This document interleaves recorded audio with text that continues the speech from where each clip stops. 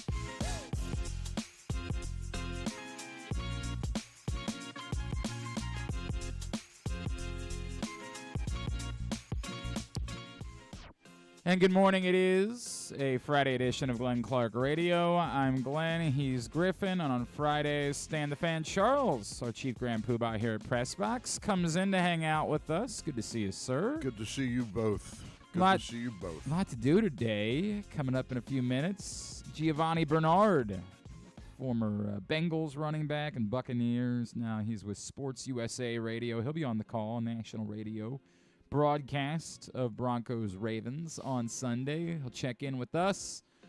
Later on this hour, our PressBox Ravens beat writer Bo Smolka joins us. And we'll also catch up with our old friend Chuck Pagano this morning, former Ravens DC, Pat McAfee show. Talk a little bit more about what the hell is going on defensively for the Baltimore Ravens. And how does it get fixed? Like, quickly, ASAP. That type of deal. We'll do that. Maybe he'll come back. You think? Dean Pease came back. I mean, maybe they just bring them all back. Maybe that's the plan. They just bring back like every defensive coordinator. It's like the booth in the Naked Gun. They like look up and there's Jim Palmer, Dick Vitale, Dr. Joyce Brothers. Like they do the same thing for the Ravens defensively. They can't all. They cut to the booth and they're like, there's Rex and there's Mike Nolan and there's Chuck Pagano and there's Dean Pease and Greg Madison. Look at that. Who knew Greg Madison? Wink Martindale didn't he have a job? I thought, how's he up there? It's just all of them up in a booth, and they try to solve it all together as sort of some like Avengers. You didn't mention Marvin Lewis. Marvin, certainly, 100%. Marvin could be up Trade there. for Max Crosby and Marvin Lewis. Bring them both. I'd be in favor. I'd be in favor of that. Can't bring Maxie Bond back. No, unfortunately, he was never defensive coordinator. He was on the staff, but he was never coordinator. Yeah, he was. Del Rio. I don't think Del Rio was ever coordinator either. I don't think he was. I think they were both linebackers coaches. Daz Cameron, he is back. So maybe that will solve the Ravens defense, is the return of Daz Cameron to the Orioles. Maybe that was the moment. So, yeah, a lot to do on the program today. Today's show brought to you by Live Casino and Hotel. Griffin? Every time, if you're out at Live Casino, every time that Baltimore or Washington's football team score a touchdown during their home games this season. You mean like last Sunday, that last... You would have gotten that you right that $7. moment. If Live Rewards members had their Live Rewards card inserted directly into incorrectly into the slot machine, they would have gotten $7 in free slot play for that Hail Mary from Jay Daniels last week. And every time that Baltimore or Washington scores a touchdown during home games this season, Live Rewards members get $7 in free slot play. At Ronald Mills, must be 21. Please play responsibly. For help, visit mdgamblinghelp.org or call 1-800. Can I clarify something? Mm-hmm. You said as long as they have their card incorrectly. Mm-hmm. You mean incorrectly. Right. Yes. Correct. Yes. Not incorrectly. Right. It's not Not double. incorrectly. Yeah. Don't have it Correctly. incorrectly. Yeah, that would be the way. See, that's always my problem. I always have it in. Well, correctly. Stan, that might explain a lot of things that we've been dealing with over the years. Yeah. Just might explain a little bit of that. Yeah. There is actually some real Orioles news that we'll get to later on in the program. That's not Daz Cameron, because I know it's hard to believe there could be anything more important than Dez Cameron. But while we have a couple minutes here, do you just want to anything that you want to say about the the entire World Series happened since we saw you last? The entirety of the World Series. The entirety of the World Series. Well, it was off by one game, and I really smelled after the second game. I thought the Yankees were going to get swept.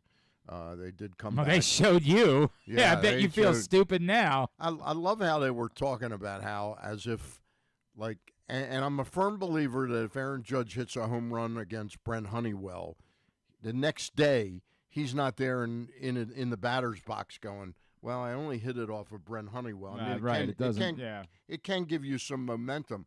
But they were talking as if the Yankee bats woke up.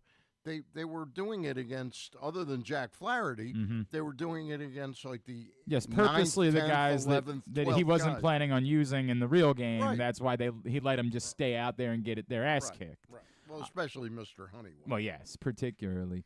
I think that Dave Roberts, look, man, this is a very difficult thing. The Dodgers had a lot of really good baseball players. It's a little over the top for me to be effusive in praise of Dave Roberts, right? Like, you had Freddie Freeman. You had Mookie. Like, how did you win the World Series? They went out and got an all-star team and put them together to win the – now, I get it. The pitching staff was not that, and it required – It required a lot of finesse. And the willingness to say, we're going to lose some games, but we're going to do this purposefully. Like, if we lose the game – we know exactly how we're going to lose it. Whatever the score ends up being, that's what it is. Yeah. We will lose that game and deal with it. And he didn't do it every time they were trailing. They were down 5-0 the other day. He didn't immediately say it's nothing but the B bullpen the rest of the way. Right. There's an amount of credit that goes to Dave Roberts, but it's a limited amount of credit because, again, it helps to have all of the good hitters in your lineup. There's no question about that. It helps when you look up and down the lineup and there's not a single weak spot. But I think we can make the case for Dave Roberts that esprit de corps that team has is more than just the sum of very expensive pieces. They really played incredibly hard, and in this era, it's something to say. And I want to give credit to Ross Grimsley because Grimsley and Luke and I do that Monday show. And Grimsley was saying all along that the Yankees just do not play fundamentally sound baseball. And that was one of the reasons. No doubt about that. That was one of the reasons they never really impressed me that much beyond Soto and Judge. That inning was the problem with that team. And that's why it's so hard for me. If you have a manager that can't fix some of that, and I don't want to hear, well, that's something you work at next spring training. That's BS. That's why I'm not in favor of Aaron Boone coming back. That there's a certain tacit, like, that's okay. All those problems they had in that game were, in that last game, that fifth game, and it's tough to pin the tail on one donkey. It was just all over the place, but they don't run the bases well. They don't field well. They don't hit cutoff men. That play that allowed Ohtani to get to third base, that can't happen. That's got to be on Torres to assess that this throw's not coming in right. Let me jump out and be proactive and get the baseball, not assume I'm going to. I mean, it was just a terrible play in a World Series. That's okay, June 10th. I just feel terrible for him, I just feel really wretched for him. Well, the guys that I really feel bad for are the two. Those two. They were doing everything they could to try to help their team win. Yeah, and imagine the Yankees taking their tickets for one game. Unbelievable! How dare they do that? And those poor guys, those just poor fellas. Yeah, look, the Yankees didn't. Till sent me this today. Till. Do I ever know Till? They've already erected a statue honoring those fans. Yeah, those noted good guys, just good guys that were sitting out there in right field.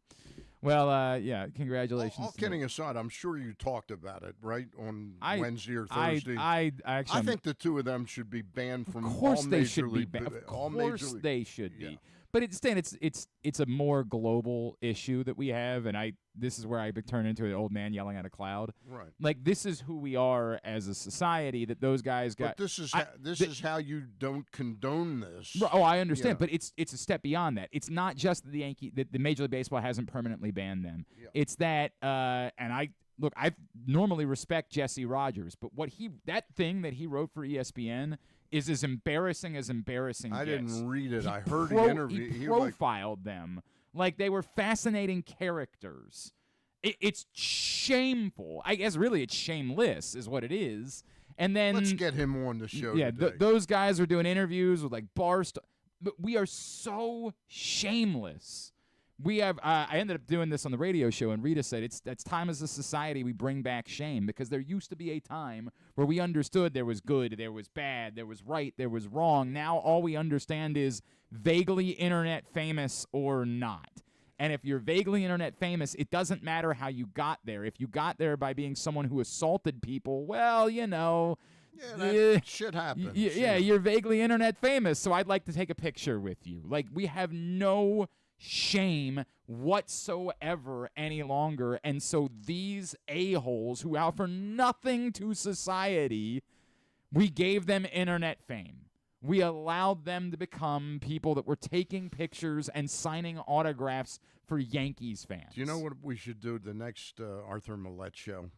Yeah. We should have you pull your pants down and have Arthur Millette spank my bare ass right there. Just to represent shame being returned. Oh, I could get some internet fame out of that, and then maybe I could take some pictures and sign autographs, right? If I just pulled my ass cheeks out. You could write a book. Yeah, that's a good. Maybe I'd let him. I could have. I could rub them down with mayonnaise, and people could throw salami at my ass cheeks. That would be. This is how embarrassing wait a minute, we are. Take it to Colson, we get Duke's mayo. Now, wait a second. Now, if that's the case, talking. There's a number, Stan, where I'm in. This is who we are as a society, and it's so much more global than just these Yankees fans. It is how truly embarrassing we are. We watch YouTubers pretend to be boxers. We have no shame. We just say, well, yeah, but other people are doing it, so, like, it's cool. We are lost, globally lost as a society. There is a way that I will tie this into what's going on in our, political discourse, but I would rather not. I'd get depressed if I end up discussing that topic, so I'll just leave it alone instead and just deal with the ramifications of whatever is about to happen over the course of the next week, because we are a pathetic, sad, sad society. We're garbage. Very sad. We're garbage. You know what? We are. We are collectively. We're a floating island of garbage. Floating island of garbage. Yeah, you know what? Maybe that's exactly right. We just picked the wrong island. Instead, is that guy really a comedian, by the way? A very successful comedian. He's a very successful comedian. Yeah. It was a big part of the Tom Brady roast. He was, yeah. Okay. Well, there you go. Anyway. There's somebody to feel bad for is Tom Brady now. He's hurt and he's stung. Oh, because of Gisele's being pregnant. Correct, having a baby with the jiu-jitsu instructor. He's Tom ain't getting near that jiu-jitsu instructor. No, I don't think he's going to try to fight that guy. There's no referee there if that guy kicks his ass. That, by the way, Nikki Glazer's line about that was probably the best line from the entire roast. That was, I can't repeat it. I can't I mean, I know it's the internet, but I'll choose not to. But if you're not familiar with it, it was the best line of the entire roast. He can kick. You know what? I don't want to go there. You can go look that up if you missed it somehow, some way. You can tell me off the side. Yes. Remind me, and I will share it with you, Stan. Remind me that's the case. Because I am the Grand Poobah. That is the chief Grand Poobah. Let's be fair about that. All right. Hey, so before we get to Gionvani Bernard, obviously the big story right now is that Lamar Jackson hasn't practiced this week. There still appears to be no reason for concern. It still appears as though it's nothing other than the Ravens recognizing that they have 2 games to play over the course of the next week and trying to keep him as fresh as possible for that. If that changes, if he doesn't practice today, then we'll have a different conversation about the topic. I don't think they would purposely have him sit out the entire week if they were always planning all along on the fact that he was going to play. But we will deal with that then. In the meantime, it really does appear to be nothing more than just continued keeping it as fresh as possible. And then the other story related to the Ravens is the fact that all of their defensive linemen are hurt. And that does appear. Is that important? I hear you need to have at least 2. And right now, they don't. At the moment, they've got 1 healthy defensive lineman. And I just don't know if that's going to be enough, as Brent Urban, Broderick Washington, and Travis Jones all missed practice again yesterday. And, yeah, Michael Pierce on IR, it's problematic. Nnamdi Madubuike, the only healthy defensive lineman at the moment that we know of for the Baltimore Ravens. So that could change today. The fact that they Could have they add Rob Burnett to the I don't think it's going to be Rob. I don't think he's going to get the call. I don't know who just for one game. I understand. I just don't think that that's going to be where the call goes. And I love Rob, and God bless him, but I just don't Original investor in PressBox. I remember this. Obviously a Super Bowl 35 champion. Investment. Well, now wait a second. Look, we're still here all these years later. Look at this. Putting out great print issues like the current one you can go get at your neighborhood Royal Farms, any of the hundreds of Talking locations. about the investment. Well, what, you're telling me he hasn't become a billionaire because of his investment in PressBox? I find that hard to believe. Only Colson. Look at all the money Griffin's making. Look at how well he's doing over there. Griffin gives me the middle finger every day. He's like, I don't need any of this. I'm like, I don't understand how. But, yeah, you can go get this print issue of PressBox right now at your neighborhood Royal Farms. Who's on the cover? Who's on the cover? I'm telling everybody that there's hundreds of locations around town where they can find it, and you can read it all at PressBoxOnline.com. Yes, Farms? exactly right. And if you do, you can read this great story from Brooks Dubose all about the Baltimore-built duo of Derek Queen and Julian Reese, the former St. Francis teammates who have reunited in College Park to try to bring the Terps back to prominence. A lot of great college hoops content in there, meeting players from all over the state. You can go pick that up today, that print issue of PressBox. All right. Ravens hosting the Broncos on Sunday. Our next guest will be on the call for Sports USA Radio. He is Gionvani Bernard, and he is with us now here on GCR. Gio, it's Glenn and Stan here in Baltimore. It's great to chat with you, man. Thank you for taking some time for us this morning. You betcha, man. I appreciate you guys having me on. Do I remember correctly that your broadcast debut was a Ravens game? Yeah, it was actually a home opener for Cincinnati, and I could tell you what, I don't know whose performance was worse, mine or the Bengals. Oh, but, stop! It was rough. Hey, there's nowhere to go but up from that moment. But Yeah, nobody, exactly, remembers exactly. your performance. Yeah, that's true. Remembers That's a your great performance. point.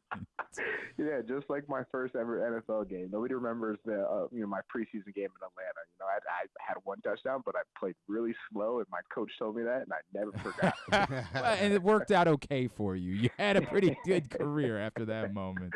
Hey, Gia, look, obviously the Ravens offense, it's exactly what they thought it was going to be when they paired Derrick Henry and Lamar Jackson together. It's almost unbeatable, right? Like, how do you defend it? They add this week Deontay Johnson into the mix. Before we get to the issues they have on the other side of the ball, what do you think it does for what was already a very good offense to add in a Deontay Johnson?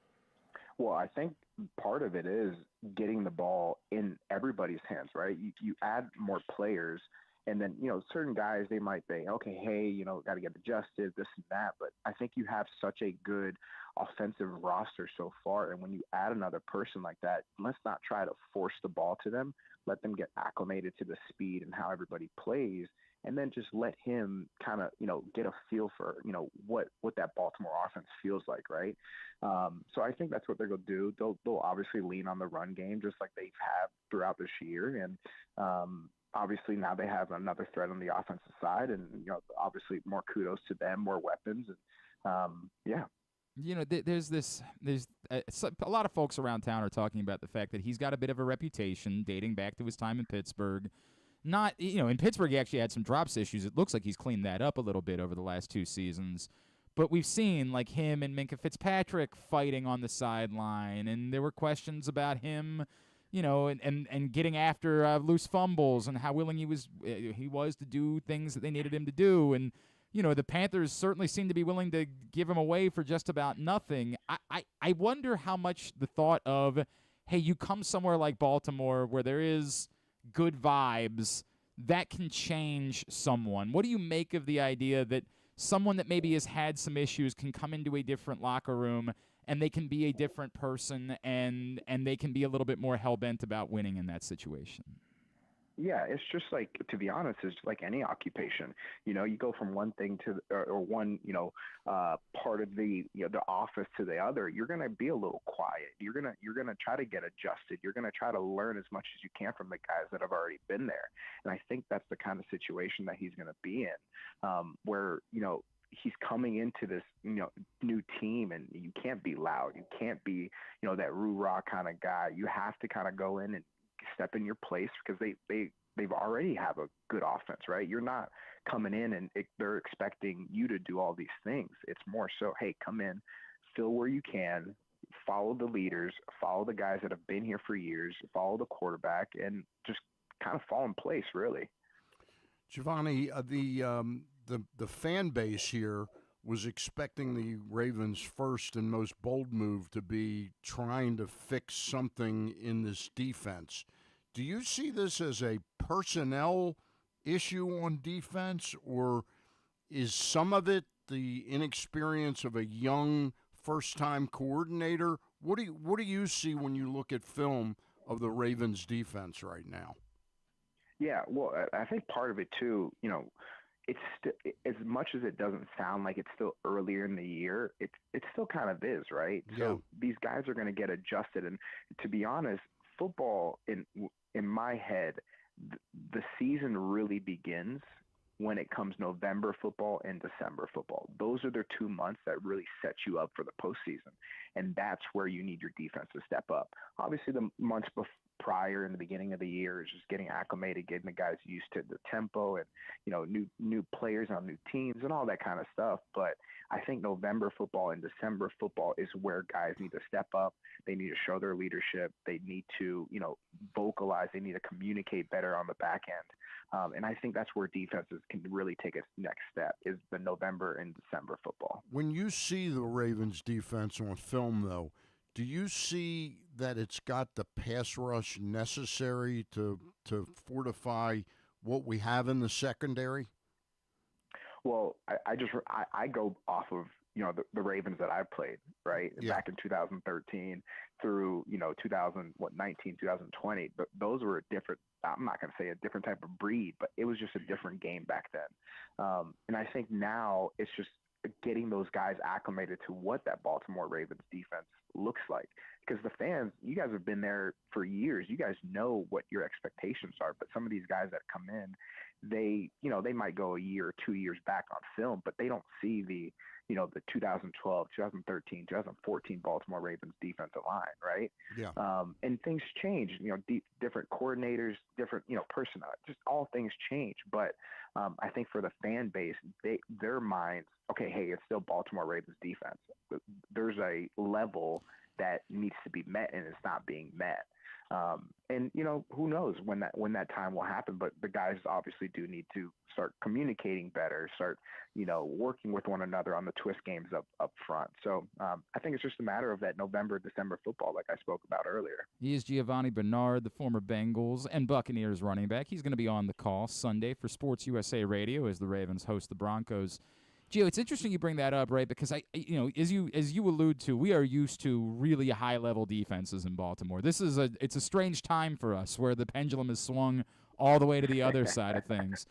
I wonder, look, obviously what happened last week wasn't okay. You can't lose to the Cleveland Browns, and it's problematic, and it could end up being it could hurt you. It could be the reason why you don't win the division. It could be the reason why at this point you're almost done in the race for the number 1 seed in the AFC. But I say all that to say, is it possible, though, that with all the consternation about the defense, the answer really is just keep scoring points, keep being unbeatable offensively, and you can win a Super Bowl that way? It doesn't require you to have, a classic vintage Ravens defense in order to do that. Yeah, it's complementary football, right? If the defense is kind of lacking or not performing to the way that is expected, offense has to pick up the slack. Simple as that, right? It falls on the shoulder of the quarterback, Lamar, and falls on Derrick Henry and the receivers. That's what happens. If the offense isn't doing well, if they're not being able to convert on those third downs, the defense is going to have to get back on the field and create turnovers, to create downs and where the offense get back on the field. It's complementary football, and I think fans and even analysts and all those things, it's a simple game, right? You just give the other side of the ball the opportunities, and if one is lacking, the other one needs to step up. It's really simple, and I think when teams get down to the basics of it, I think that's where things really excel, and that's where the first few months of the season, there's new playbooks, new this, new that. Guys are, it's all these things that coaches are kind of throwing on the players, but when you really get down to it, just play basic football, run the ball, time of possession, hold no turnovers, those little things, convert on third downs, and vice versa on the defense. Don't let them convert on third downs. All those little things, they're simple things. And that's where I feel like November, December football really matters. Giovani, just to flip the switch a little bit, your former team, the Cincinnati Bengals, are there problems this year more just along the lines of the fact that they paid Joe Burrow and they're going to suffer the consequences of having to pay the quarterback? Well, I mean, it's one of those things. I'm obviously not in the front office. I'm not even in the building anymore, so I really don't have much to say, but they're a team that has weapons. It's not about that. I think the team knows what they're capable of. They just need to meet those expectations, right?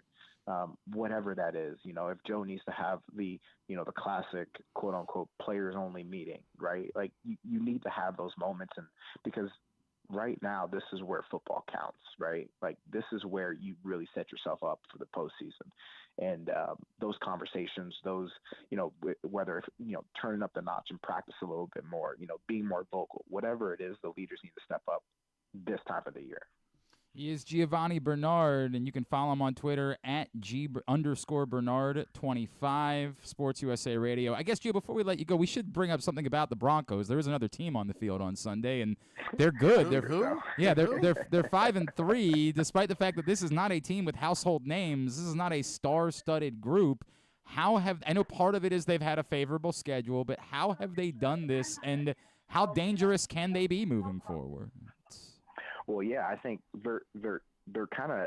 I think Bo Nix is now kind of starting to feel comfortable, right? You're getting to that point of the year where things are kind of starting to settle down. You're getting acclimated to the speed of the game.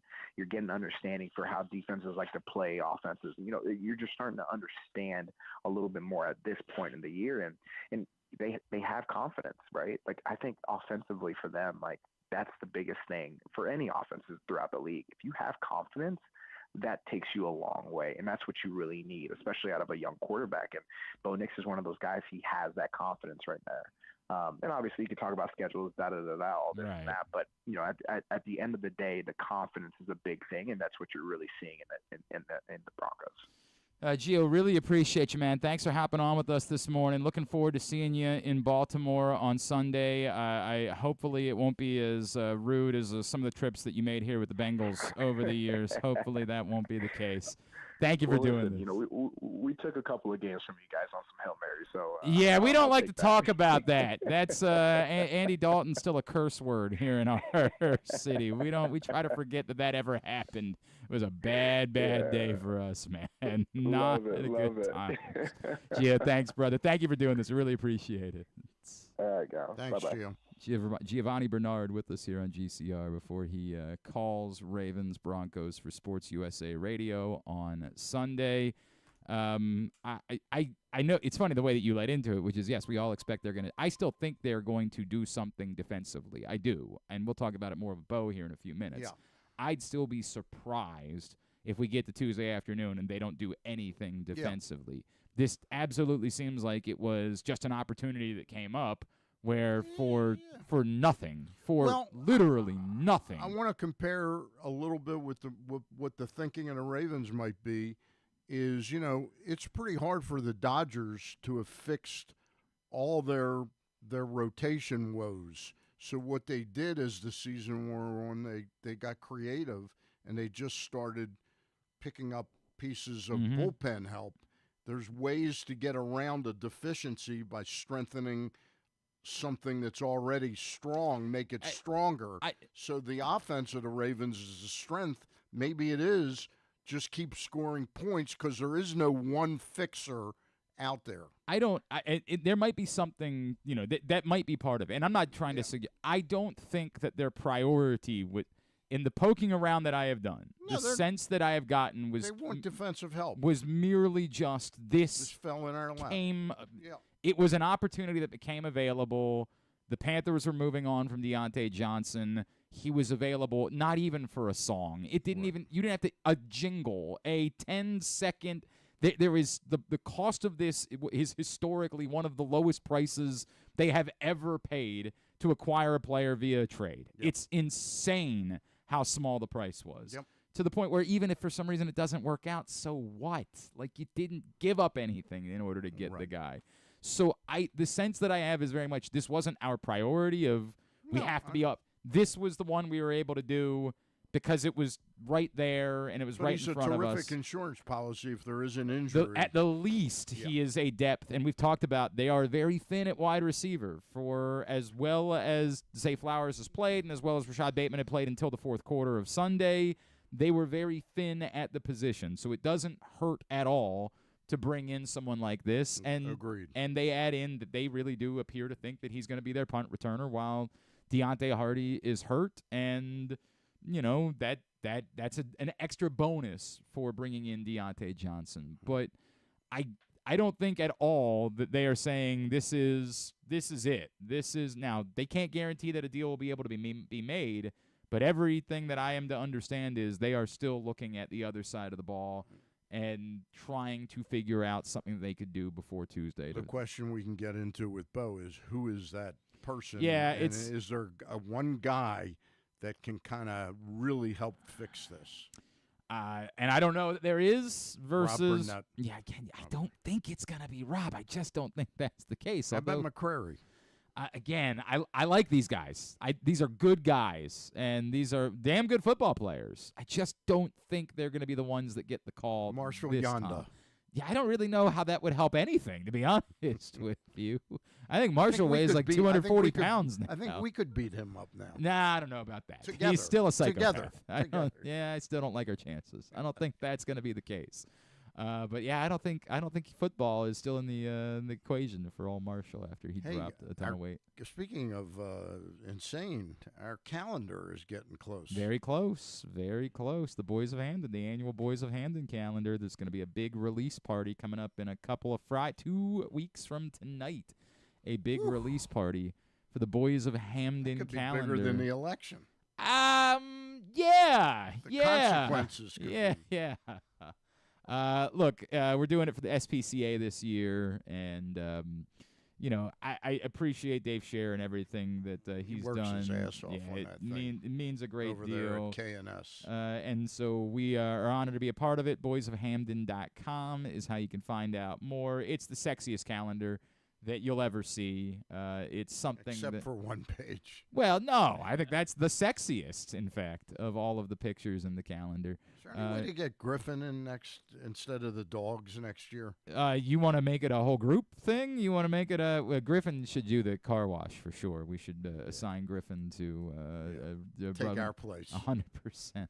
I think that might be the problem is when people are driving by and I'm waving and I'm not wearing a shirt, they're like, no, I need my car wash, but put your shirt on, and then I'll come over and I'll get the car wash. You know who, by the way, it's one of those things you can't unsee, is Clayton Kershaw. Half naked. He certainly was putting it all out there. I was like, who is this old guy? Yeah, he's kind of packed. He did. He looked like he was a little punchy. He pitched like 3 times this year?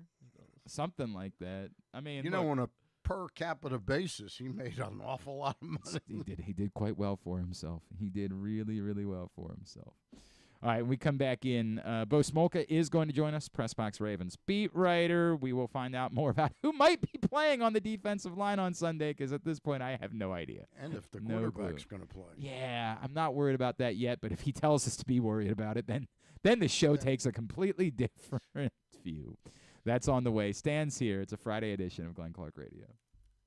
Treat yourself and taste the Baltimore tradition that is the legendary Costas Inn. Hey, it's Stan the Fan Charles. For over 50 years, the Costas Inn has been a Baltimore original, dishing out their amazingly scrumptious, fat, award-winning crab cakes and steamed crabs. Every season is crab season at Costas, so make your plans now by calling 410-477-1975 and reserve your taste of heaven. Sit back, crack some crabs, and watch the Ravens chase down another title on Costas' 15 TVs. On Monday nights, Costas offers their half-pound jumbo lump crab cake with 2 sides for under $30, and there are nightly specials Monday through Friday. So head on down to the Costas Inn at 4100 North Point Boulevard or visit them at costasinn.com. Make the most out of every day in your Toyota RAV4. Available in hybrid or gas-only models. A RAV4 can get you where you want to go in style. Check out buyatoyota.com for deals on new RAV4s from your local Toyota dealer today. The drug scene in Maryland is changing. Fentanyl and xylazine are being added to street drugs, and you may not even know it.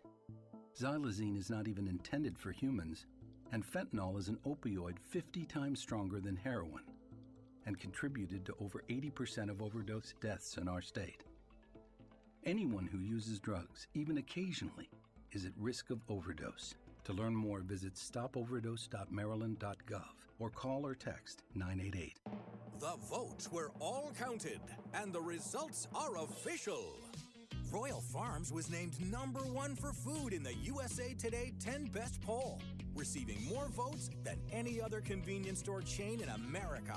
The next time you want to get some good food fast, doesn't it make sense to go to Royal Farms? Voted best in the USA and home of world-famous chicken. Real fresh, real fast, Royal Farms.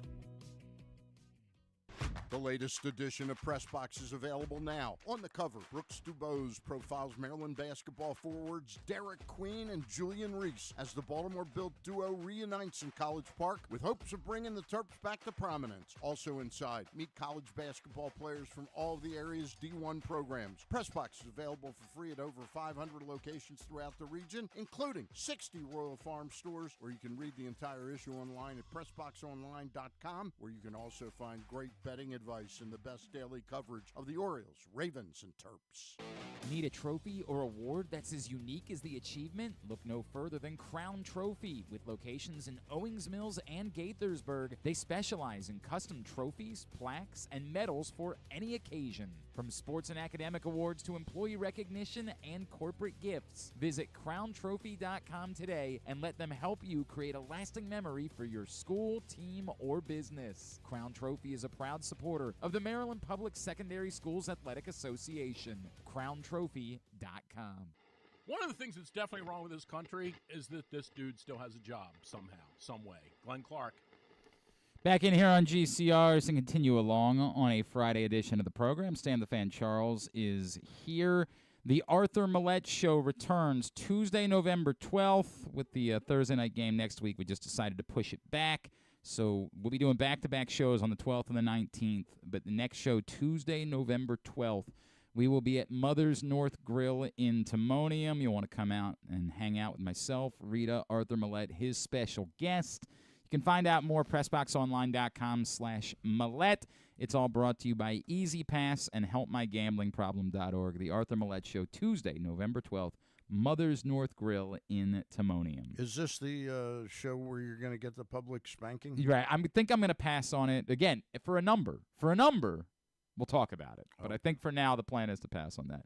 Okay. John Keller needs you to please tell Stan to stop trashing Aaron Boone. We need the New York manager to stay employed by that club. Okay. It's a fair point that he makes. makes. He makes a fair point, right? Like, stop encouraging them to move on from the guy that has them playing bad defense and bad base running and all that. Excellent point. Please. In fact, you know what? Yeah, if there's one thing I would like to say, that guy's done a hell of a job. All right. And it's my opinion. I've reassessed that he has deserved every right to be back. I think they should extend him. I think that'd be a great idea. 5 years. Yeah. See the way Dave Roberts hugged him after the. That's a great point. That's called a respect hug. Exactly. That's what that is. He knows how hard it was to take down Aaron. Yeah. He said, you know what, man? When did they hug? I didn't see it. I don't know. There was a picture of it after, I don't know, must have been around 1 a.m. or something. So John makes a good point, Stan, and you got to think about seriously, you've watched a lot of baseball, not Yes. quite as much as me, but What do you mean? But who hasn't? Maybe Henneman's seen more baseball Yeah, that's than probably me. true. But have you ever seen a guy that he never smiles? Boone. I saw him smile one time the entire series when they had the 5-0 lead. I mean, He a cracked lot of little bit. managers are poker face managers in general, right? Like even But Buck. you generally see them Yeah, have a crack right. a If smile something here good and happens, yeah, you want to enjoy there. it. Just not even involved with the game. Maybe one of their coaches says a joke or something. Nah, right. Maybe one of their coaches farts. Yeah, and there you go. Chuckle. Somebody hot foot somebody, that type of deal. Yeah. I don't know. I can't get too worked up about that. I can tell you what I can get worked up about is I didn't bet American dollars on the Texans last night, but how shameful is it to be losing to the New York Jets? You lost a game in which the Jets essentially butt fumbled. Like that thing that Malachi Corley did where he dropped the ball going into the end zone is as embarrassing as a butt fumble is. Like that should have gone down eternally as the next hilarious moment that we all associate with the Jets for the rest of all time, but the Houston Texans were completely and utterly incapable of taking advantage of it. I was somewhat dismissive of some of C.J. Stroud's struggles earlier in the year. I will not continue to be dismissive of it. Like, they just don't. Part of it is the offensive line isn't very good, and they have not adjusted to it correctly. Obviously, it hurts them to lose both Nico Collins and Stephon Diggs, but, like, it didn't look like it was a wide receiver problem. It looked like it was a quarterback problem last night. On the flip side, Aaron Rodgers looked awful right up until he just figured, I'll throw the ball up there and see what happens. And Garrett Wilson, of course, made one of the greatest catches. Didn't watch much of it. Oh boy, it was a dreadful football game until the third quarter. Third quarter. It was awful. It was one of the worst football games I had ever seen. Was Devontae Adams hurt For a while? One play. By the way, how long does it take for your Amazon to come on? Mine seems like it takes forever to go from regular TV, cable TV to Amazon. It took like 3 minutes. I have not. It certainly has not been 3 minutes. I know that. Okay. It has not been. So it happened. I wait 3 minutes and I see the little pass to Devontae Adams, and then he falls like on his shoulder, and there was a timeout. And I waited 3 minutes to get to it, like another the 2.5 next play, minutes. yeah. So I went back to political talk. So he came back, so he's okay. Okay. But the play that Garrett Wilson made, the one-handed catch in the end zone, that's drawing comparisons to the famous Odell Beckham catch on the sideline when he was a Giant. Yeah. It was. That's the one where he pissed like a dog. No, that was not that one. That was a different one. His parents were so proud of him. His parents were so proud of him. It was that was insane, that catch last night. Absolutely bonkers, and the Jets end up winning, which means unfortunately that we'll get more Jets shoved down our face, despite the fact that we still know they're not very good. Who's he with now? The Dolphins? Yes, Beckham? he's a Dolphin. So he'll be traded on Monday probably. Why? I don't think they're out of it. They just They're got not? Tua back. Like, I mean, I think they're still gonna try to. Okay. Like assume that they're going to be able to – they'll definitely be better. I know they lost the Cardinals, but they're better with Tua. Chad Ryland. That's a great point. Wouldn't want to assume that Tua will get hurt again. Yeah, that, by the way, is a different conversation altogether. But I don't think they can operate with that assumption. I think they just got to go out and play. Let's talk about the Baltimore Ravens, who are back in action Sunday against the Denver Broncos. Our PressBox beat writer is Bo Smolka, and he is back with us now here on GCR. Bo, good morning. How are you, my friends? Good morning. How are you? We're all right. I am still operating under the assumption that the Ravens are thinking ahead to the fact they have a Thursday night game next week and that they're just choosing to rest Lamar Jackson a little bit this week, and there is no bigger issue there. Is there any reason for you to think that that's not the case? No, not right now. I mean, I'm on my way out to the facility right now to see practice today. I'm sure that he's banged up. I mean, the guy takes a lot of hits, and you're right. They have 2 games in 4 days. John Harbaugh did specifically mention rest the other day, and then he was out 2 days, and not how they operate when they rest someone. So there's something there. He's definitely banged up. I expect that he will play Sunday. But we'll see when he's out. If he's not out there at practice today, that's a different conversation. Yeah, way different conversation at that point. Bo, is Stan next up on the defensive line at this point? Because I'm bulking up for this weekend. In the moment, I am very confused as to how they're planning on dressing a defensive line. Yeah, I don't know. There's another one to see who's out there today. This week they've had basically yesterday on Thursday, the only guy on their 53-man roster among their defensive line that was on the field was Matt Abike. Brent Urban still in the concussion protocol. Travis Jones missed practice with a bad ankle. Broderick Washington missed practice with a bad knee. And, of course, Michael Pierce is already on injured reserve. So they're down to one healthy defensive lineman, and that is not ideal. How they go about operating there, we'll see. I mean, I expect we'll see at least one practice squad call-up from that group. Chris Wormley, who's a former Raven, then went to the Steelers in Carolina. He's on the practice squad. I would expect he's a guy that could be a candidate to move up. They'll play maybe one of the outside linebackers. They'll move to a down lineman type situation, but they signed Josh Tupou this week, who was on their training camp. He was with them all training camp. He's another veteran defensive lineman on the practice squad. Maybe Travis Jones gives it a go. He tried last week. He hasn't been fully 100% for a few weeks. Maybe Broderick Washington does. But, yeah, it's definitely a concern. Bo, with the trade deadline looming on Tuesday, and do they always set trade deadline on Election Day? Is that always the case? I feel – no, I don't know that. I'm kidding. Pushed it, and it's interesting because, I think at this point in the season, I mean, there's teams that might change whether they're buyers or sellers based on what happens Sunday. Right. And so you might think you're a buyer, but now you lay an egg Sunday, and now you're like, well, it's not there for us. Let's get what we can get for our guys, or vice versa. You have a team that's in a division that doesn't look. Maybe it looks like 9 or 10 games will win it.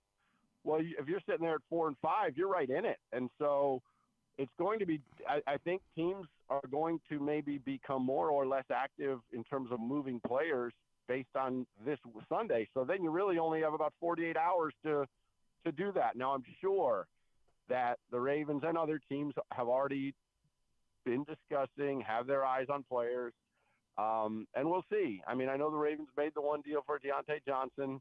If that's the only move the Ravens make, then I think they have left it short. I still think they need to address this defense with a pretty strong move. And if they don't, then we'll see how the season plays out, but that would be disappointing. Bo Smolka, PressBox Ravens beat writer, is with us here on GCR. Let's talk about both ends of what you just brought up, Bo. We'll start with Deontay Johnson. Look, I understand that he has a reputation for not maybe being the best locker room presence. He also, for a while, he certainly had a drop reputation in Pittsburgh, although the numbers kind of suggest that he has cleaned that up. I even if there are negatives, I just can't fathom that being all that significant here because the price is so low that, like, even if it doesn't work out, it seems like it was a move that was worth making. And there's the acknowledgement that maybe he shows up in a better location and with the first real quarterback he's ever had in his life, and he might prove to be pretty helpful for the Ravens. I mean, there's two things there. One, there is the concern based on his history where is he a guy that if he's not getting the ball, he's not happy. That's been the charge against him. And in this offense, he's not getting 10 targets a game. That's not going to happen. But I will say this. All NFL players I've ever met, they love to win. And now he moves to a program that he identifies as one that absolutely can win. And now he's playing with Lamar Jackson. And we've heard Eric DeCosta say many times, guys want to play with Lamar Jackson. Well, guys want to play with Lamar Jackson. So I think he's moving to a program where he can win. And I think that is something, after being at Carolina, I think that's something that's refreshing for him. The other, and what his role will be, we'll see. And you mentioned the price. I mean, the Ravens basically the Carolina's taking on most of his salary, it's been reported. So the Ravens aren't investing much in terms of that. The draft compensation was almost a wash when you figure the Ravens' 5th versus Carolina's 6th might very well be close together. And as someone else pointed out, what if Deontay Johnson leaves as a free agent next year? the Ravens might end up getting a comp pick back for that anyway, and so he almost becomes a free look for half a year. Yep, that's exactly right. And yeah, to your point, why not? Why not? And so maybe over time he can help in the return game. I know he's done some punt returning. The Ravens haven't gotten much in the return game yet. We asked special teams coordinator Chris Horton about that yesterday, and he basically said, look, it's been a few years since he's done it. Kylan Wallace is still going to be our punt returner for now, but it's a guy they'll look at. And he's another guy. So, yeah, it was a low-cost, low-risk move, and so why not? It's a fair – it seems like a good move to make for those reasons. Exactly where I was at with it. Bo, on the flip side, you talk about what they could do still to try to address the defense. I don't think it's going to be a blockbuster for Micah Parsons. I don't think it's going to be a blockbuster for Max Crosby, who the Raiders continue to say isn't available. What is legitimate? What is reasonable? Do you think it needs to be up front versus maybe more secondary help? Obviously, the good news is that we have complete clarity on the Marcus Williams situation, so we don't have to think about that whatsoever. They've been very upfront about that, and we know exactly what's going on there. But which end do you think is more important for the Ravens to address at the deadline? Well, I mean, the defensive line thing suddenly becomes interesting, whether they're going to what's out there in terms of up front. I do think they still need to look for an edge rusher. I think Jadeveon Clowney, Zadarius Smith are both reasonable targets that I think would both fit well and help. And so I think those are guys that would they won't be cost prohibitive. They've both been here, and so that's a possibility. And so, I would look at that edge rush group. It wouldn't surprise me, though, if they suddenly are looking up front at their defensive line, given the way the situation is. But they also have to get a sense of are we dealing with long-term situations there with Broderick Washington? Or we know Michael Pierce is on the injured reserve for at least 4 weeks. But to me, when I look at that secondary or I look at that defense overall, I think they need to add another edge rusher. They're asking a lot of Kyle Van Noy at his age, and he's been solid. They haven't got what they hope to get out of Ajabo yet. The depth is not there, and I think one of those edge rushers, a veteran guy that they know that has been here, I think could be a reasonably priced and valuable acquisition. Bo, I wanted to spin back to David Ajabo. You've watched Eric DeCosta for a long time now, and you watched Ozzie. And I don't think the two differ greatly in their unwillingness to admit a mistake or a potential mistake and move on from it. Is Ajabo now in that territory where that's a discussion? He's still, it's a fair question. And remember, they weren't the only team that had, he was identified, before he got hurt at Michigan, he was identified as like a top 15, top 20 pick around the league. And then, of course, he gets hurt, and the Ravens get him in the second round, and it took him a while to get started. The feeling was always that he was raw, but I do think are they ready to move on from him? No, I don't think so. But, they've been saying all the right things about when he's healthy, he's going to have this big impact. And last week it was notable because he was a healthy scratch, not on the injury list, and then not active. When they got Yannick Ngakoue, it seemed like Ajabo kind of pushed a little bit more to the side.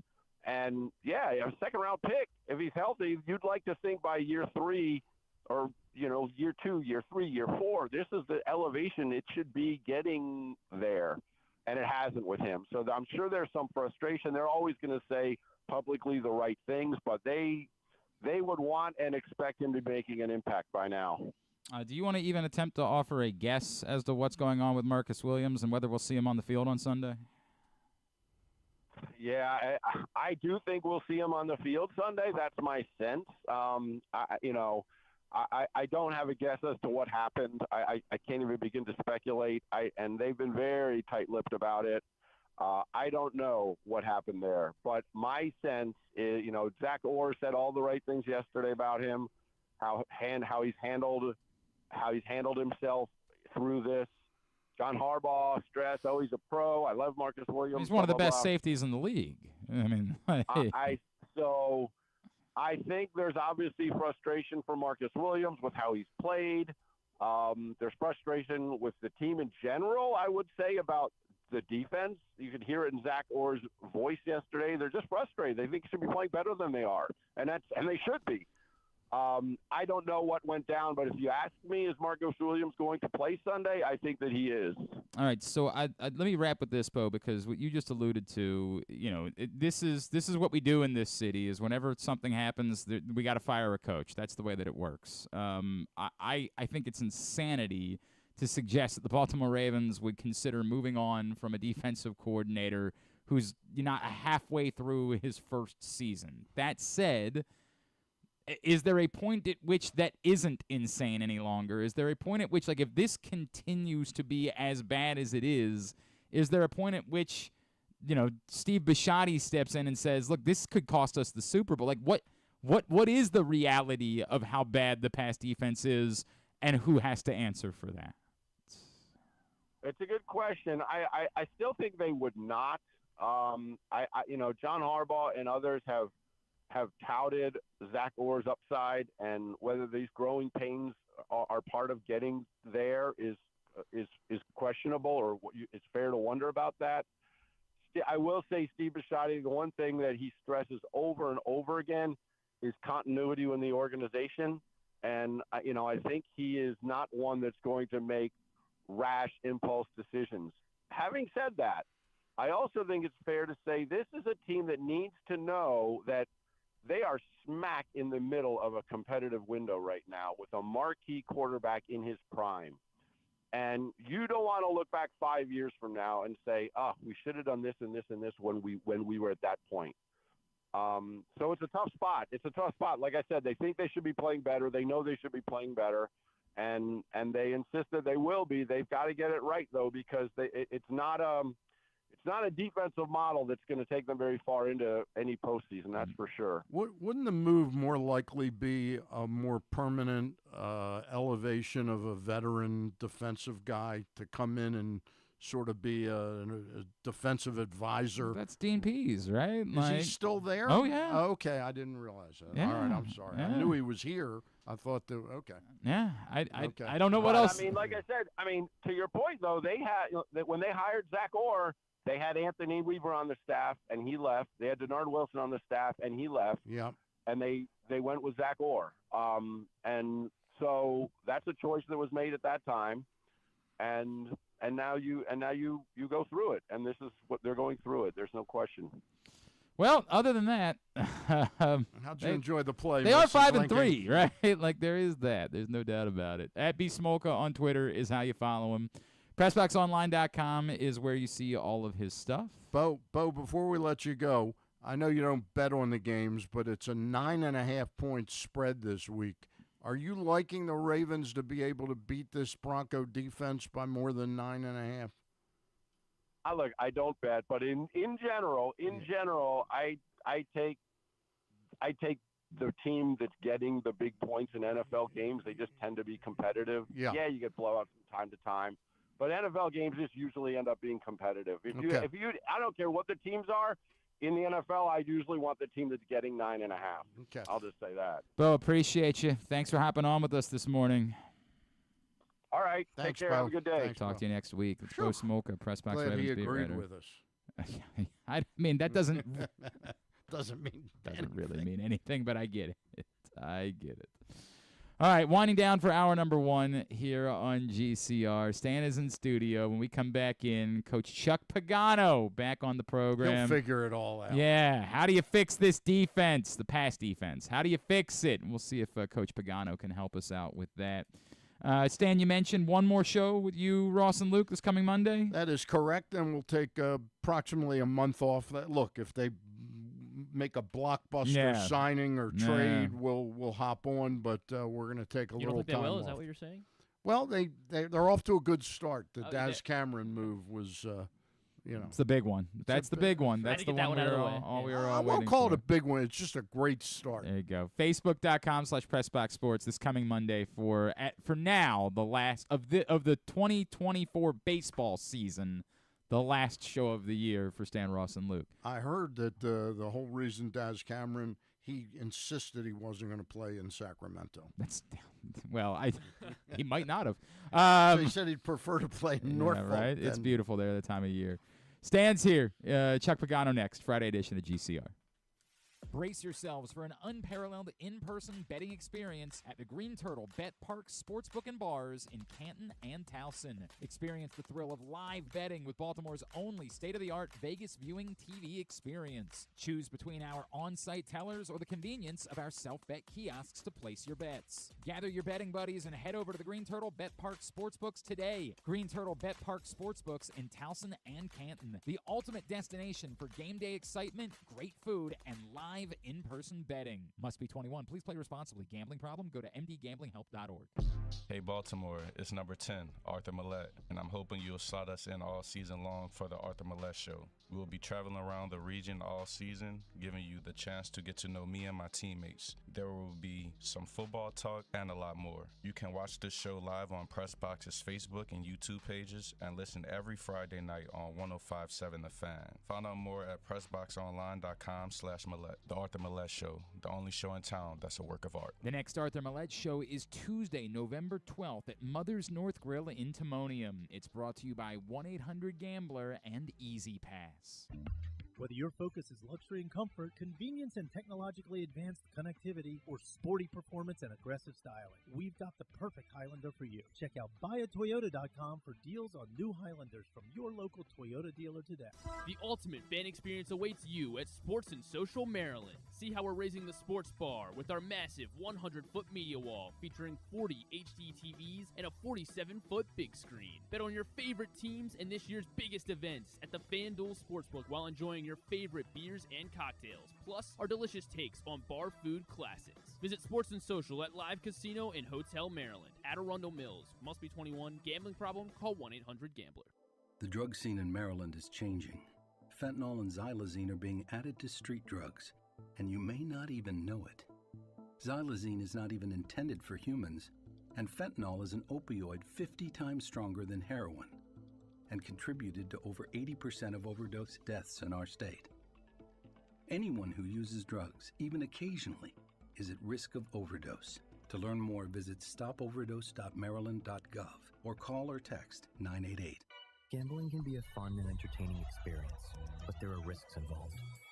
If you're planning on betting on the game at the casino or on your phone or computer, know your limit, stay within it. Set a budget and a time to stop. Remember, gambling isn't a financial solution, and it doesn't mix well with alcohol or drugs. Know the risks and have a plan before you begin gambling. For free and confidential services, call 1-800-GAMBLER 24/7 or go to helpmygamblingproblem.org. Driving in Maryland? Did you know an Easy Pass from DriveEasyMD.com can save you time and money? Of course you did, because you are a thrifty driver. An antenna reads your Easy Pass transponder and automatically deducts the toll from your Easy Pass account. There, you just saved money with Easy Pass, all without slowing or receiving a notice in the mail. Well done, thrifty driver, well done. Get your Easy Pass at DriveEasyMD.com. Contrary to what some people believe, I actually like this guy when he sleeps. Glenn Clark, talking sports. All right, back in here on GCR, Friday edition of the program. Stan the Fan Charles in studio with us. You'll want to come hang out with us following the game on Sunday. Project Game Day returns. Myself, Rita, Femi Ayambadejo, KZ, Stecca, the whole crew will all be together following Baltimore-Denver. PressBoxOnline.com/game day. It's brought to you by BetYard AI, the Green Turtle Sportsbooks in Towson and Canton, as well as 1-800-GAMBLER and Easy Pass. PressBoxOnline.com/game day. Come hang with us for Project Game Day immediately following Sunday's game and every game day all season long. Trying to figure out what's going on with the Baltimore Ravens pass defense. It ain't been great, to say the least. And so as we're trying to figure out what's going on with the Baltimore Ravens pass defense, I saw this man was over with his buddy Pat McAfee this week on ESPN talking about that very topic and said, let's try to dive a little bit deeper into how to solve this. He is our friend, former Ravens defensive coordinator, and all-around great human, Mr. Chuck Pagano, and he is back with us now here on GCR. Coach, it's Glenn and Stan in Baltimore. It's always great to catch up with you. Thank you for taking a couple of minutes for us this morning. Absolutely. Thanks for having me. Love being on with you guys. Always appreciate it, Coach. All right, so I heard some of the theories, and particularly, obviously, the problem is late in games. But in general, Coach, the Ravens, the pass defense has not been good really for much of the season at all. How do you make sense of how we've gotten to this point? Is it a personnel problem? Is it, issues with a new coordinator? Is it all of the above? How do we figure out what's going on here? Yeah, I think it's like to your last point there. I think it's a little bit of everything, right? You got, a new play caller. You've had some injuries. You've got guys in the lineup.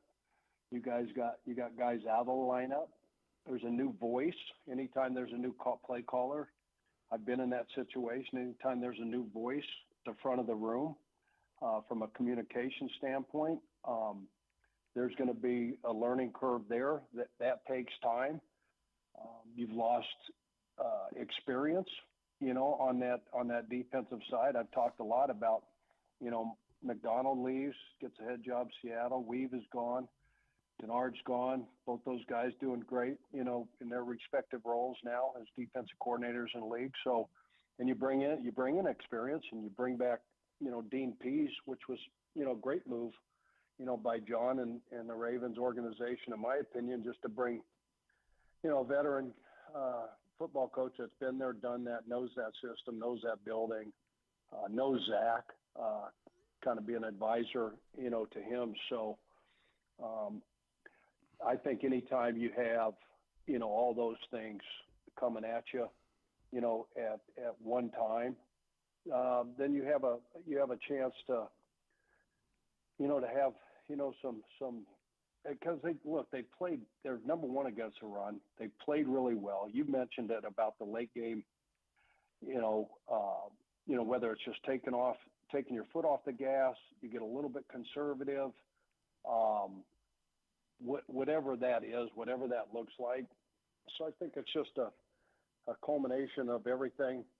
I think they get guys back this week. I'm pretty sure, like what you got Humphrey out last week, Marlon, Wiggins, right? He's leading their team, 4 interceptions, right? Wiggins is not out there. You Armour David, you bring, him back. He gets back in there. Stevens is out there. Williams wasn't out there, missed last week. Then you're moving pieces around. Now you're playing Hamilton, which is he's comfortable with. You're playing him more down in the box, more in that 3 safety, scheme. 29's back there at safety. I don't know. Is it Washington or Darius Washington, I believe? Yes. I don't think that's his normal spot. He's normally a nickel, so they're trying to get him up to speed to play those things. That's hard on anybody. Like a veteran 20-year defensive coordinator dealing with that stuff, let alone Zach, who's trying to figure all this thing out, that's hard to do. So to say all of that, you can't change the position you're in, right? Like they are in the spot they're in. Are they in a spot where this continue to give it time, it's going to sort itself out? Or do they need to be more proactive and say, hey, between now and Tuesday, if we can add in more people, like how much of a concern should it be this deep in the season, I guess is what I'm asking, Coach. Well, I think that just depends on the health of those guys, because you're going to lose some guys here and there, and Marlon's been in and out, but if he's healthy and Nate's healthy, Moulette's back, right? He didn't play much last week. I saw him in there a little bit. He got a little bit of burn, right? A few snaps, yep. Here and there, and Brandon. So they get those guys, and if they're completely healthy, then I think they got that. I don't think you have to do anything, in my opinion. Only those guys are in the building. They're there on the day-to-day, so they see those guys obviously more than we see them from afar. So if they feel good about that, then you stand pat. It's going to get better. When you have all your guys out there, because again, as a play caller, guys, when you have new guys out there, and you got guys that are playing safety, and they're normally a nickel back, like Washington, or Darius, then you're trying to protect them too with calls too, and not put them in disadvantaged situations, so to speak. So you look at that, you look at your guys, you look at the depth, and then if there's someone out there, I mentioned a guy like Tre'Davious White who's falling out of favor or whatever with the Rams. If there's a veteran guy out there that you've vetted and you look at and you say, hey, look, he fits from a scheme standpoint, he fits from a locker room standpoint, because you just don't want to bring anybody from the outside in, to a locker room and mess with your chemistry and all that kind of stuff. So there's a lot that goes into that. So if there's somebody and like right now, Glenn Stanton, you guys know this, right? Like really good corners, really good pass rushers, they're not available right now. People are not giving those guys, unless you're a team that's like saying, okay, we're going to have a fire sale. Our season's over. We want to acquire some assets. We don't want to, handle this guy's contract moving forward. If we could dump a guy, but other than that, you're not going to, because you can never have enough cover guys. You can never have enough pass rushers. Coach, two of the players that are talked about are Zadarius Smith, who played here a few years back, and Jadeveon Clowney, who played here last year. Both fit that image of or profile of a team that's kind of out of it. Not kind of. I mean, I don't think Cleveland or Carolina have chances to make the playoffs. But how important is it that they, especially in Clowney, was here just last year? Is that a good thing to bring somebody in as familiar as he is with what they like to do scheme-wise? Yeah, because he knows the system. They know him. They know his football makeup, football character, all that kind of stuff. So that's a much easier go get to me than try to go grab somebody that you don't know, because those two guys haven't been there. They're going to know the terminology. They're going to know the scheme. They're going to be plug-and-play guys, whereas if you go try to get a guy that hasn't been in your system and it's going to take him 2 to 3 weeks to get up to speed, then that's not going to be a good thing. So to your point, the guys that have been there, they know them. The players know the system, plug-and-play, really easy. If it fits your cap and the financials and all that stuff, then yeah, that's an easy one. He is Chuck Pagano. He is with us here on GCR.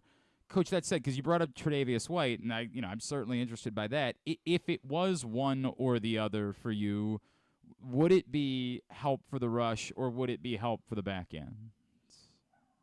It's always the rush, right? Because if you can get to the quarterback, it doesn't matter, right? The back end. Yep. But if you're sitting there and you got to cover for 3+ seconds, 4 seconds, 5 seconds, then I don't care who you have back there. Sure. It's gonna be problematic. So anytime that, because if you can't generate with 4, and they've always been able to, Namdi Metabike, I mean, the year he had last year, now he's got this big bullseye on his chest. He's got 2 sacks, I think, to this point in the season. He'll start to get cranked, but they're not going to just let him wreck the game anymore. You lose a Clowney. Van Oy's having, unbelievable season this late in his career. So if you can't generate with 4, then you're going to have to throw bodies at the quarterback. You're going to have to bring Hamilton. You're going to have to bring Millette. Try to figure out some ways to generate. Bring Roquan. Bring, Simps. Whatever you got to do, you got to start to, find ways to bring pressure. And when you do that, if that doesn't get home, then you put those guys in the back end in bad situations. So I was always under if you can go get guys that can affect the quarterback, do that first. Coach, I know Glenn always has you on to talk about Ravens issues, but I'd be remiss. You've known Joe Flacco for a pretty long while. Surprise you that he has had this second and third life now with what he did with the Browns last year and how he's played this year, and now taking over for Anthony Richardson, who's going to get a breather for a while? Not really. I mean, he's such a great pro, right? He's seen it all. So from a mental standpoint, there's nothing that he hasn't seen. Terminology-wise, it may be a little bit different. Maybe it was a little bit different in Cleveland, maybe a little bit different now in Shane's system, in Indy. The concepts are all the same, but he's a really, really bright guy, really smart guy. He knows football. So from that aspect, that's always an easy fit. The experience, is unbelievable. But then he's taking care of himself. He takes care of his body, and he's able to shoot. He hit 19 miles per hour on a scramble a couple weeks ago, right? He hadn't run that fast. I don't think he ran that fast as a rookie, in 2008 when we drafted him out of Delaware, right? So not surprised. I mean, you see these veteran guys that go grab guys like Joe Flacco. That's what kind of shocked me, that Cleveland let a guy out of the building. I think we all understand why they wanted him out of there. Yeah. Just because how loud it would get. If the other guy doesn't play well, Flacco plays really good. Now do they start clamoring? The Boo Birds come out, hey, put, Joe, all that kind of stuff. So we get all that. But teams that go get a veteran like this to not only help their young quarterback mature and grow and teach him how to be a pro and teach him the game and, how to see the game, how to study film, how to take care of all those kind of things. But if they do got to go play, they can play meaningful innings for you and win games. Coach, I want to run by you, too, because I know it's the other side of the ball, but the Ravens brought in Deontay Johnson this week, and he's got a bit of a reputation for not being the greatest teammate, maybe not being the greatest locker room guy. We remember him not being willing to dive after a fumble at one point in Pittsburgh, him fighting with Minkah Fitzpatrick, and the Panthers seemed all too willing to literally give him away for nothing. That said, there are opinions that maybe you put him in a situation like this and, they're winning and life is good and he's got a good quarterback and maybe that gets a better version. I'm not really all that concerned either way because if it doesn't work out, so what? The Ravens didn't give anything up for him. But what do you make of the idea that someone can change given the situation around them and maybe a better situation in Baltimore?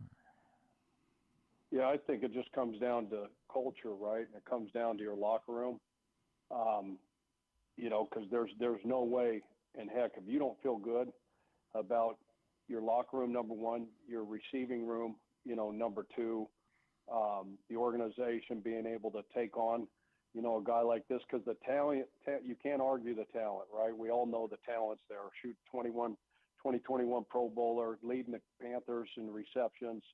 So whether he wore out his welcome down there, to your point about all this stuff maybe coming out of Pittsburgh, great organizations and great locker rooms and teams that have unbelievable cultures, the culture that John Harbaugh's built and sustained over a long period of time, the veterans they have in that locker room, you can do something like this.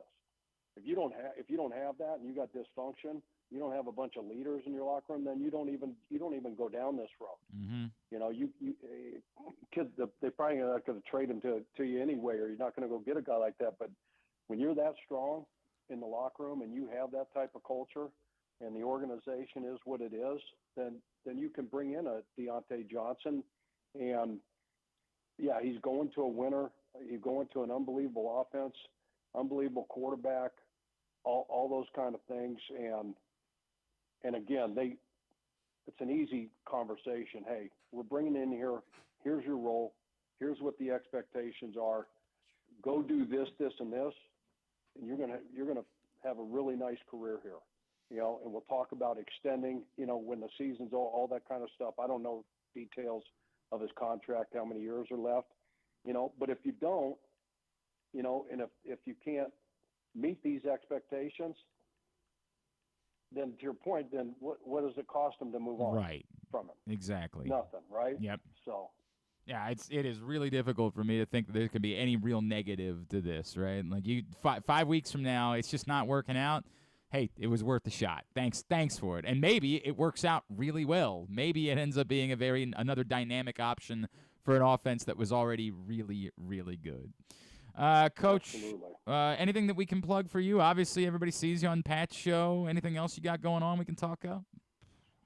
Hey, November's No Shave November. So the NFL officials and some other, Al Riveron brought me in the league office in 2018 when I was out of coaching for that year.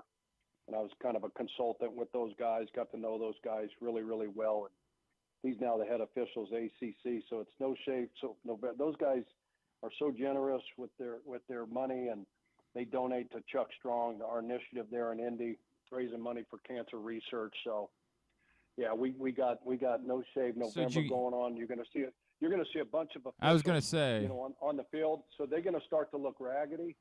It's not because they're lazy, because I know Raj, Commissioner Goodell wants those guys looking sharp and clean, and they all look, buff as hell. They're all jacked, right? They all lift weights now and look jacked and stuff. But if you see a gruff on their face, it's because they're growing their beards out, and they're helping us raise money to try to stamp out all blood diseases. All right, between that and let's just get the calls right, and then we're going to be good. We like that. We like that. Now let's just get the call. Now you know how hard that job is. I do. That job is so hard. Yeah. When I heard that they all lift weights, that puts me out of a comeback as a referee. Yeah, it's probably not going to happen. Not going to happen.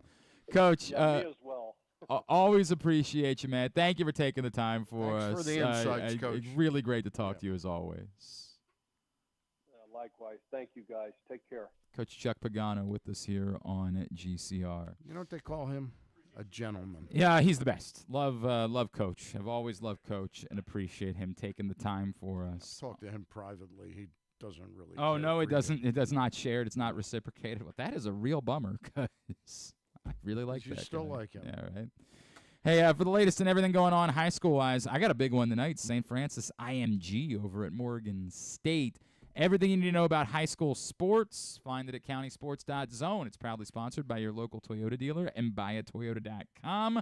Countysports.zone, every score, schedule, ranking, everything you need to know for not just football and not just private schools, but every school throughout the state. They've got you covered. Every sport, countysports.zone. By the way, speaking of big one, did you know that there was a big college basketball doubleheader coming to Baltimore? Yes. CFG. Yes, but it won't involve Tony Bennett. He is not going to be a part of it. He's been let go? No, he retired. Did you miss that a couple weeks ago? Tony Bennett just retired right before the season began. Really? Just said he had enough. Yep. Gary Williams coming out of No, I don't think that's going to be the way they go with it. I don't think that's going to be the case. But it's Villanova, Virginia Tech, Penn State, and Virginia. Correct. Tony Bennett-less Virginia. No, I don't even remember who's the name of the. I don't remember the. Is he the singer, Tony Bennett? No, different guy. Yes. Yeah, believe it or not. What? Oh, it's the same guy. I thought they were. What? No, you didn't. Stop it.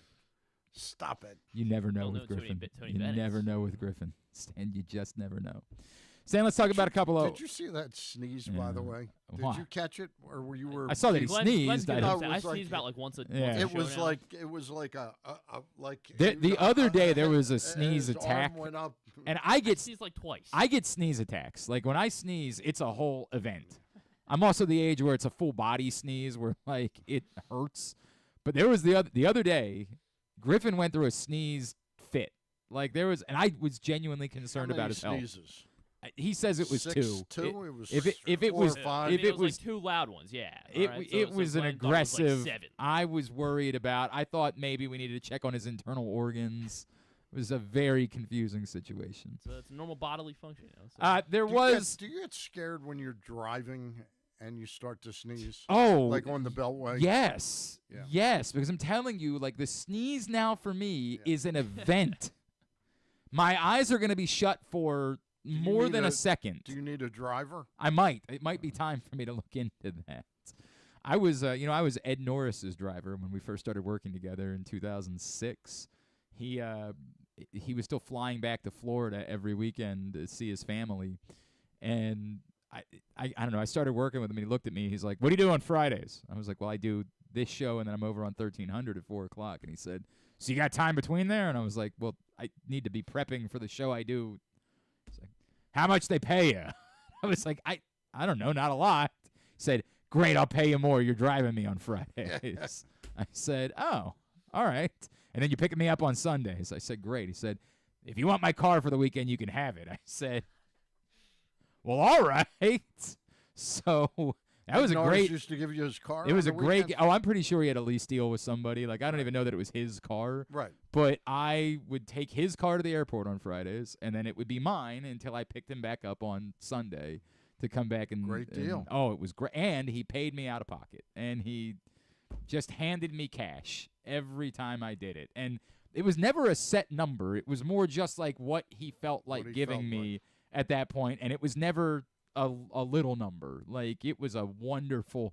In fact, when I was considering moving to Arizona for a really good radio gig, I had to measure it against not the radio gig in Baltimore, but the combination of the radio gig and working as Ed Norris's valet. Like, that was a really good combination gig that I had going on. I don't want to get you in trouble with the IRS. Yes. Did you report No, the, didn't report no. even a penny of it. Didn't report even a penny. And I never, just wanna I'm tell pretty you- sure I also never filled the gas tank. By the way, I just wanted to tell you, I wasn't working for him. He was giving me money back in those Just days. for, So, yeah. for other reasons. Yeah. For other things that were going on. I would drive down, because I was still young then, so I would, like, go see friends that were still at Maryland. I would put lots of miles on that, and I never paid for gas. Never once. I would give him an empty tank back on Sunday nights. And I never lost the job. He never. Very nice of you. He never said, like, you're not going to put gas in the car. Like, nope, he did not care. All right, there was some more real Orioles news that we haven't talked about, that being, of course, that Chris Holt is no longer with the organization. Forrest Herman, who had been the minor league lower-level pitching coordinator, will now take over as director of pitching for the Baltimore Orioles. Your reaction?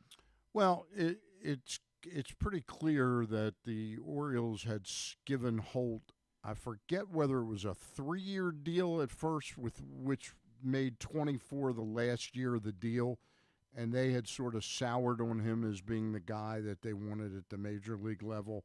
I interpreted it that, you know what, they feel now that the major league pitching coach position has the benefit of some good pitchers, so it's more important that they work on development.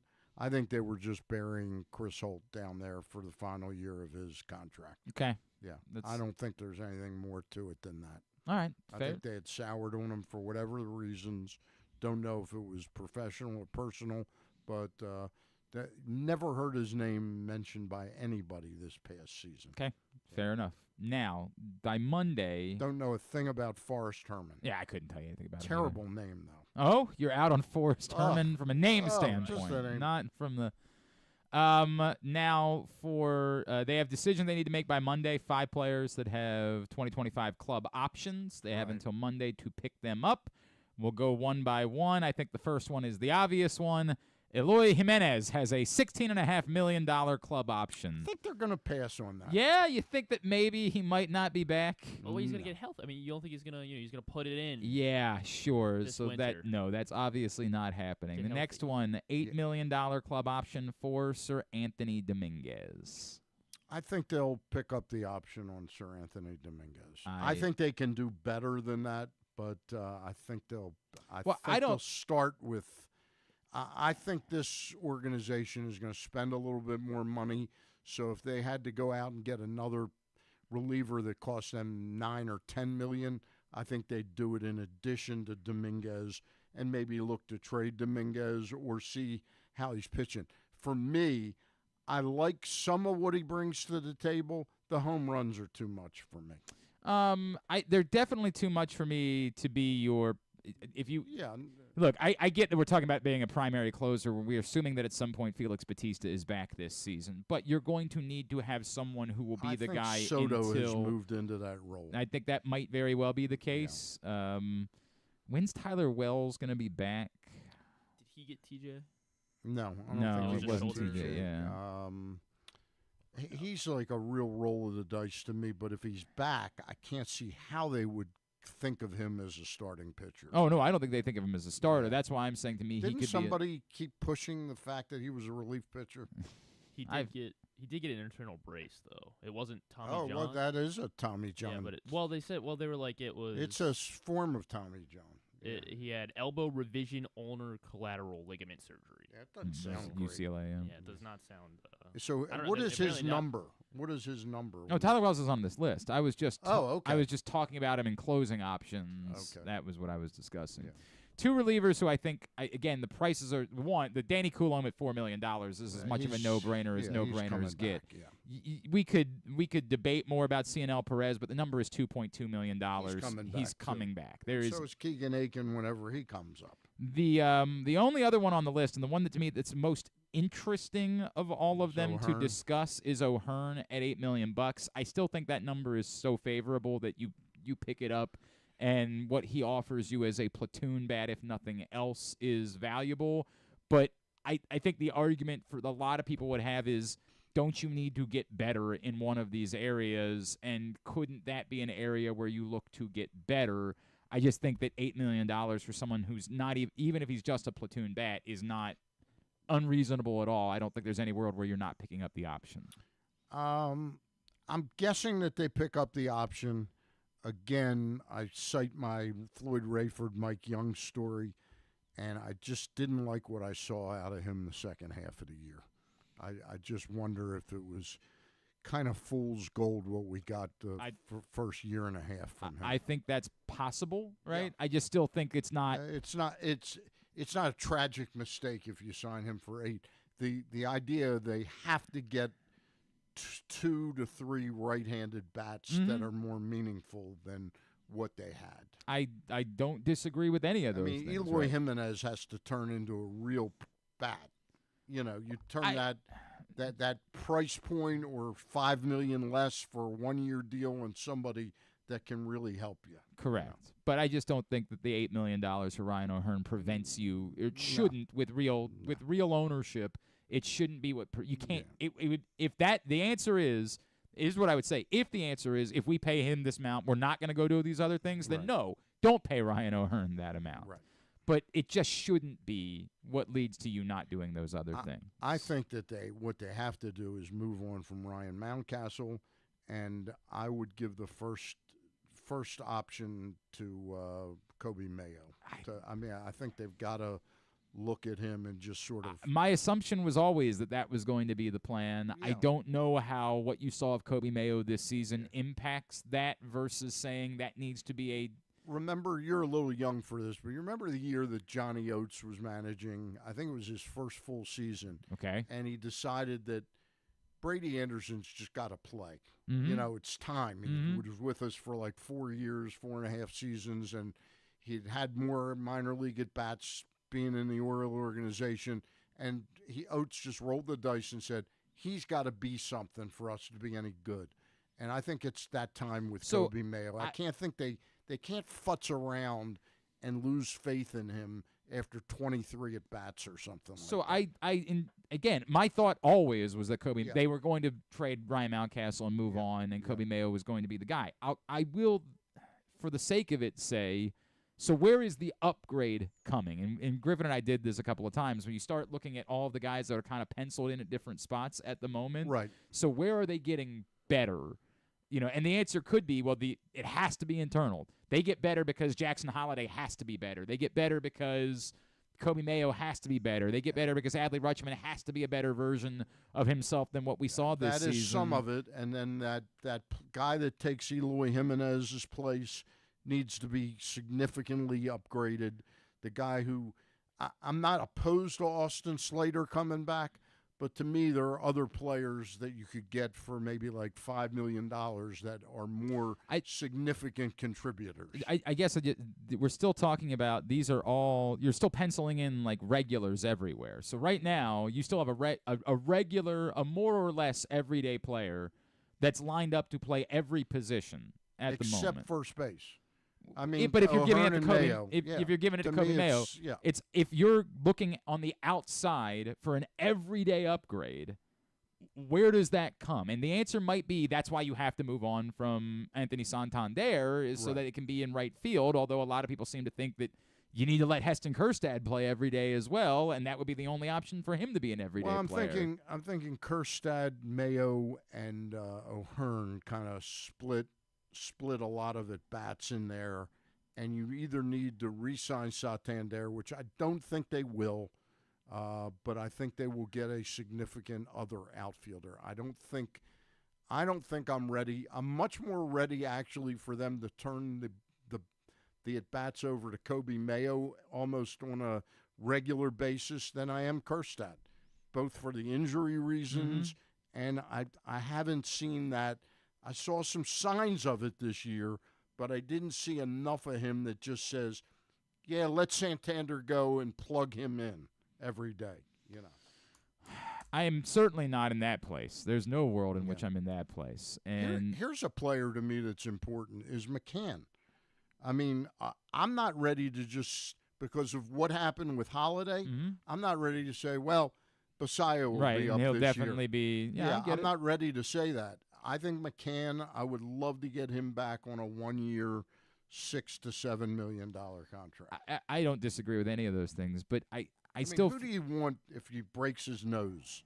That's a great point. That's a great point. I still come back to, it feels like right there, everything that we talked about, you're improving in the margins, and I feel like this team needs to find somewhere where they improve significantly. There needs to be another reliable, proven, everyday, high-level bat that is added into this lineup, and I think it requires either making a trade of one of these, either saying... Or suppose the free agent is Christian Walker, that you gave him a 2-year, $35 million contract. And then is your answer that Mayo and O'Hearn split DH and Walker is your everyday first baseman, and that's what this looks pretty like much. moving forward? Yeah, pretty much. And I wouldn't be awful with that. No, I wouldn't really have an issue with that if that's what you end up coming away with, is that instead of giving... He's a much more proven commodity. I would love to still go back and shoot Dan Duquette with some truth serum. I guess it was the Davis contract that they still had 5 more years on or something. How they just gave up on him, you know. I'll be the one to ask it. Someone would say, do the numbers, suss out that Christian Walker is definitively better than Ryan Mountcastle? I think they do. Yeah, I think they do on a 2-year deal. Not 3, not 4. He's 34 years old. I think he's a real significant player. I gotta dive into that a little, because I like Christian Walker. I do. I know. Right? I would have to look deeper into whether or not I know definitively that he is a better option than Mountcastle, and I don't know. And I also, again, this goes back to how much is he impacted by the wall in left field that's right? A fair question, but. And look, I agree that you have to have right-handed bats. You have to. Like, we're seeing that. Yeah. Trust me, there's going to be other teams who want Christian Walker. Cardinals are probably one of them because they're moving on from Paul Goldschmidt. Yeah, there's a lot to like about Christian Walker. There is. Is Paul Goldschmidt the guy for 1 year on a 1-year contract? It sure doesn't look like it. But. It seems like he's kind of at the end, and I don't know, man. But I'm looking at, so Christian Walker, his OPS the last 3 seasons, 804, 830, 803 over the last 3 years, all of which were, like, he played, I don't remember what the injury was this year. He only played 130 games this year, but for the most part, they had been full seasons over the last 3 years.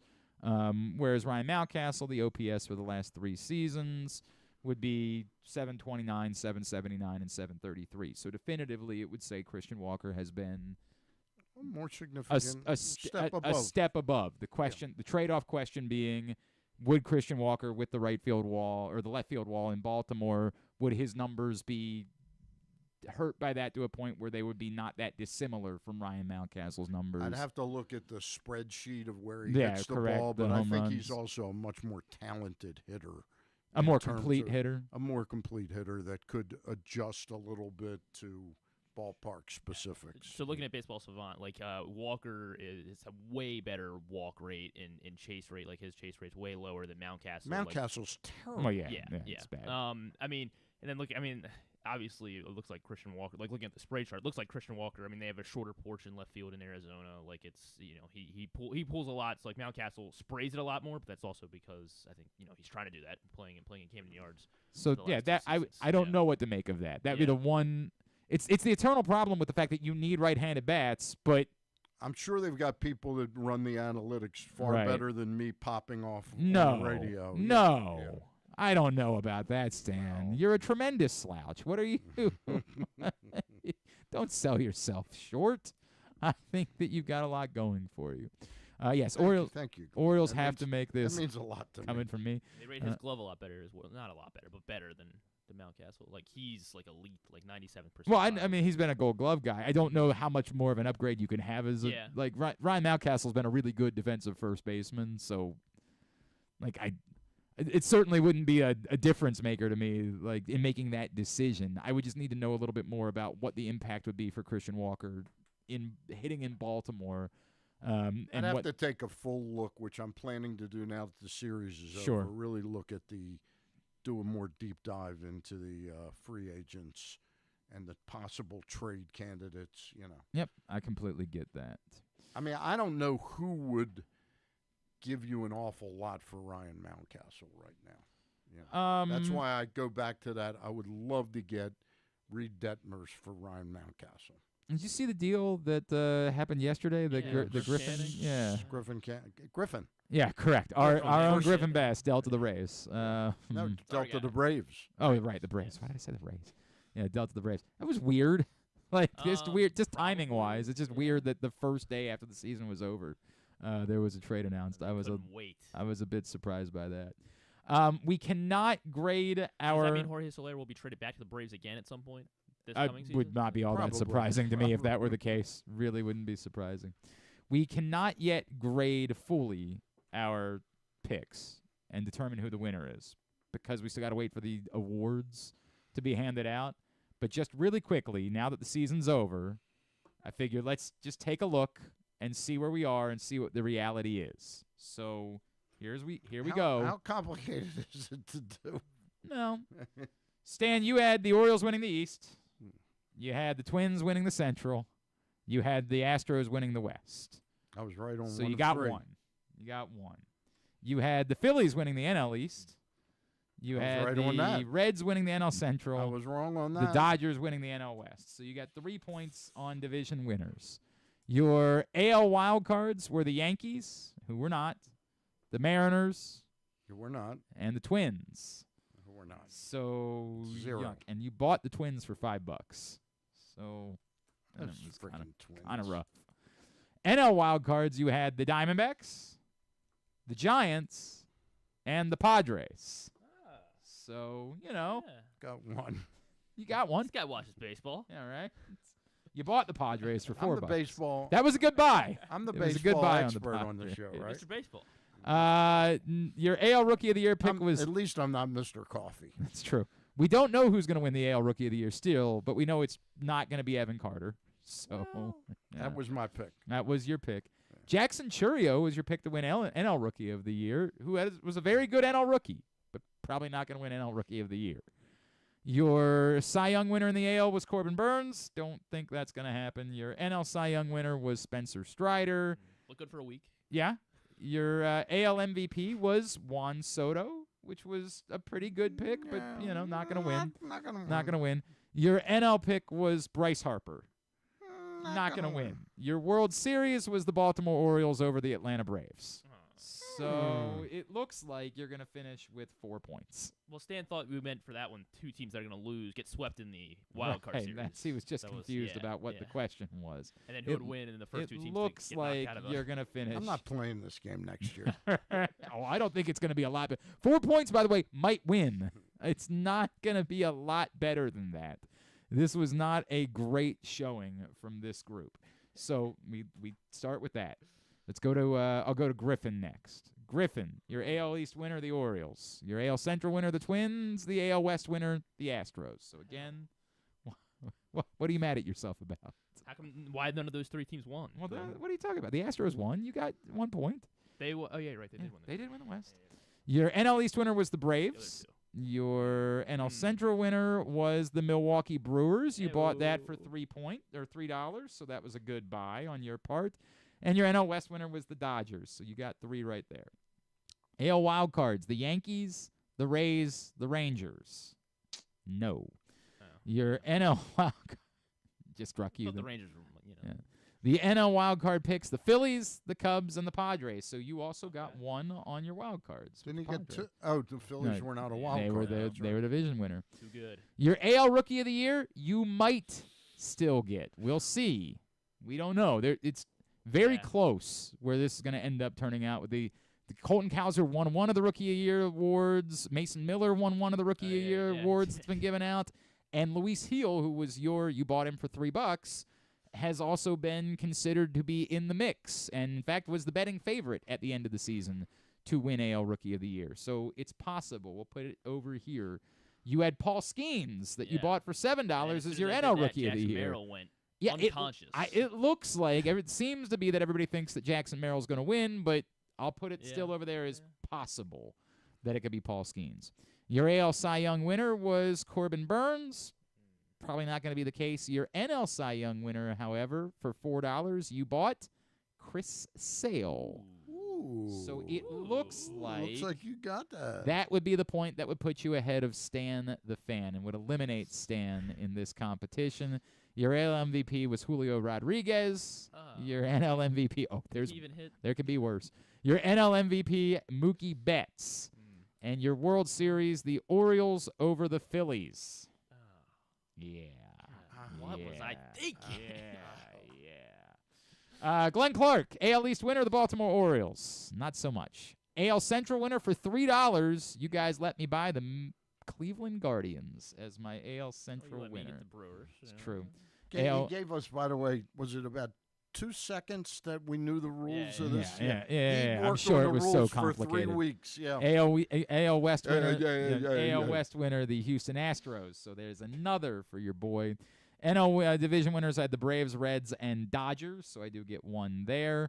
AL wild cards, the Blue Jays, the Yankees, and the Rangers. Almost. The Blue Jays? Yeah. Oh, when did we make those picks? If you think that was bad, wait till you find out who one of my NL wild cards was. You had the Blue Jays? This was before the season. I know, but Blue Jays, Rangers, and who? The Yankees. So you didn't get that. Didn't get a point. My NL wild cards, I got the Padres and the Philadelphia Phillies and the Miami Marlins. You're not giving yourself a point for that. The Miami Marlins.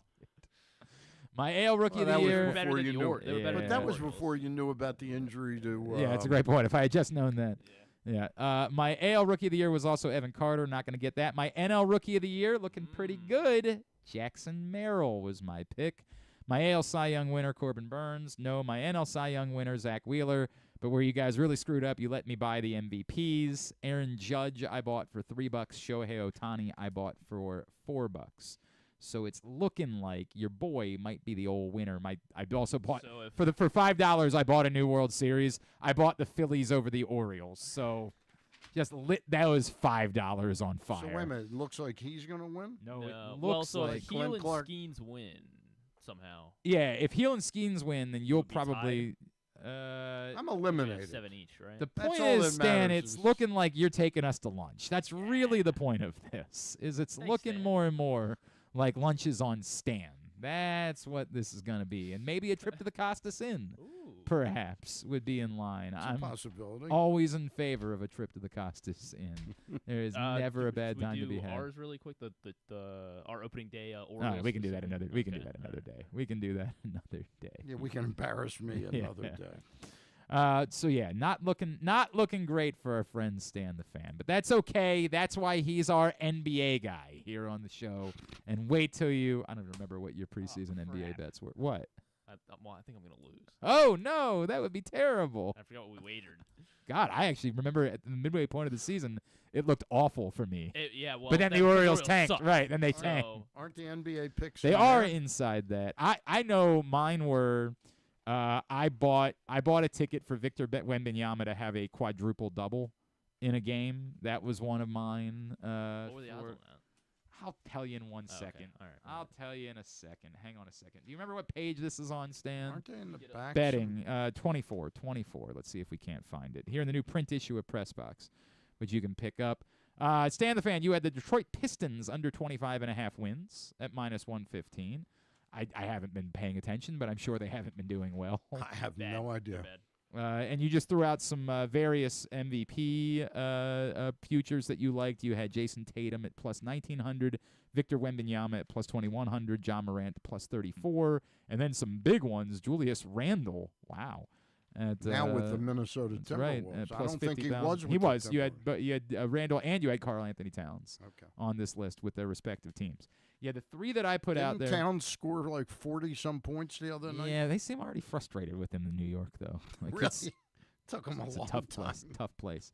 Yeah, the ones that I bought were, and I actually did spend American dollars on all three of these. Wembanyama to record a quadruple-double in any regular season game at 12-1. I put American dollars on that. He came 1 block and 2 assists short of a quadruple-double one game last year. So, and he had a 5-5 game, a 5-by-5 game this week already, where you have at least 5 points, rebounds, steals, assists, and blocks. Yes, we need a quadruple-double, I agree, but it speaks to why it is that I like the chances of it happening.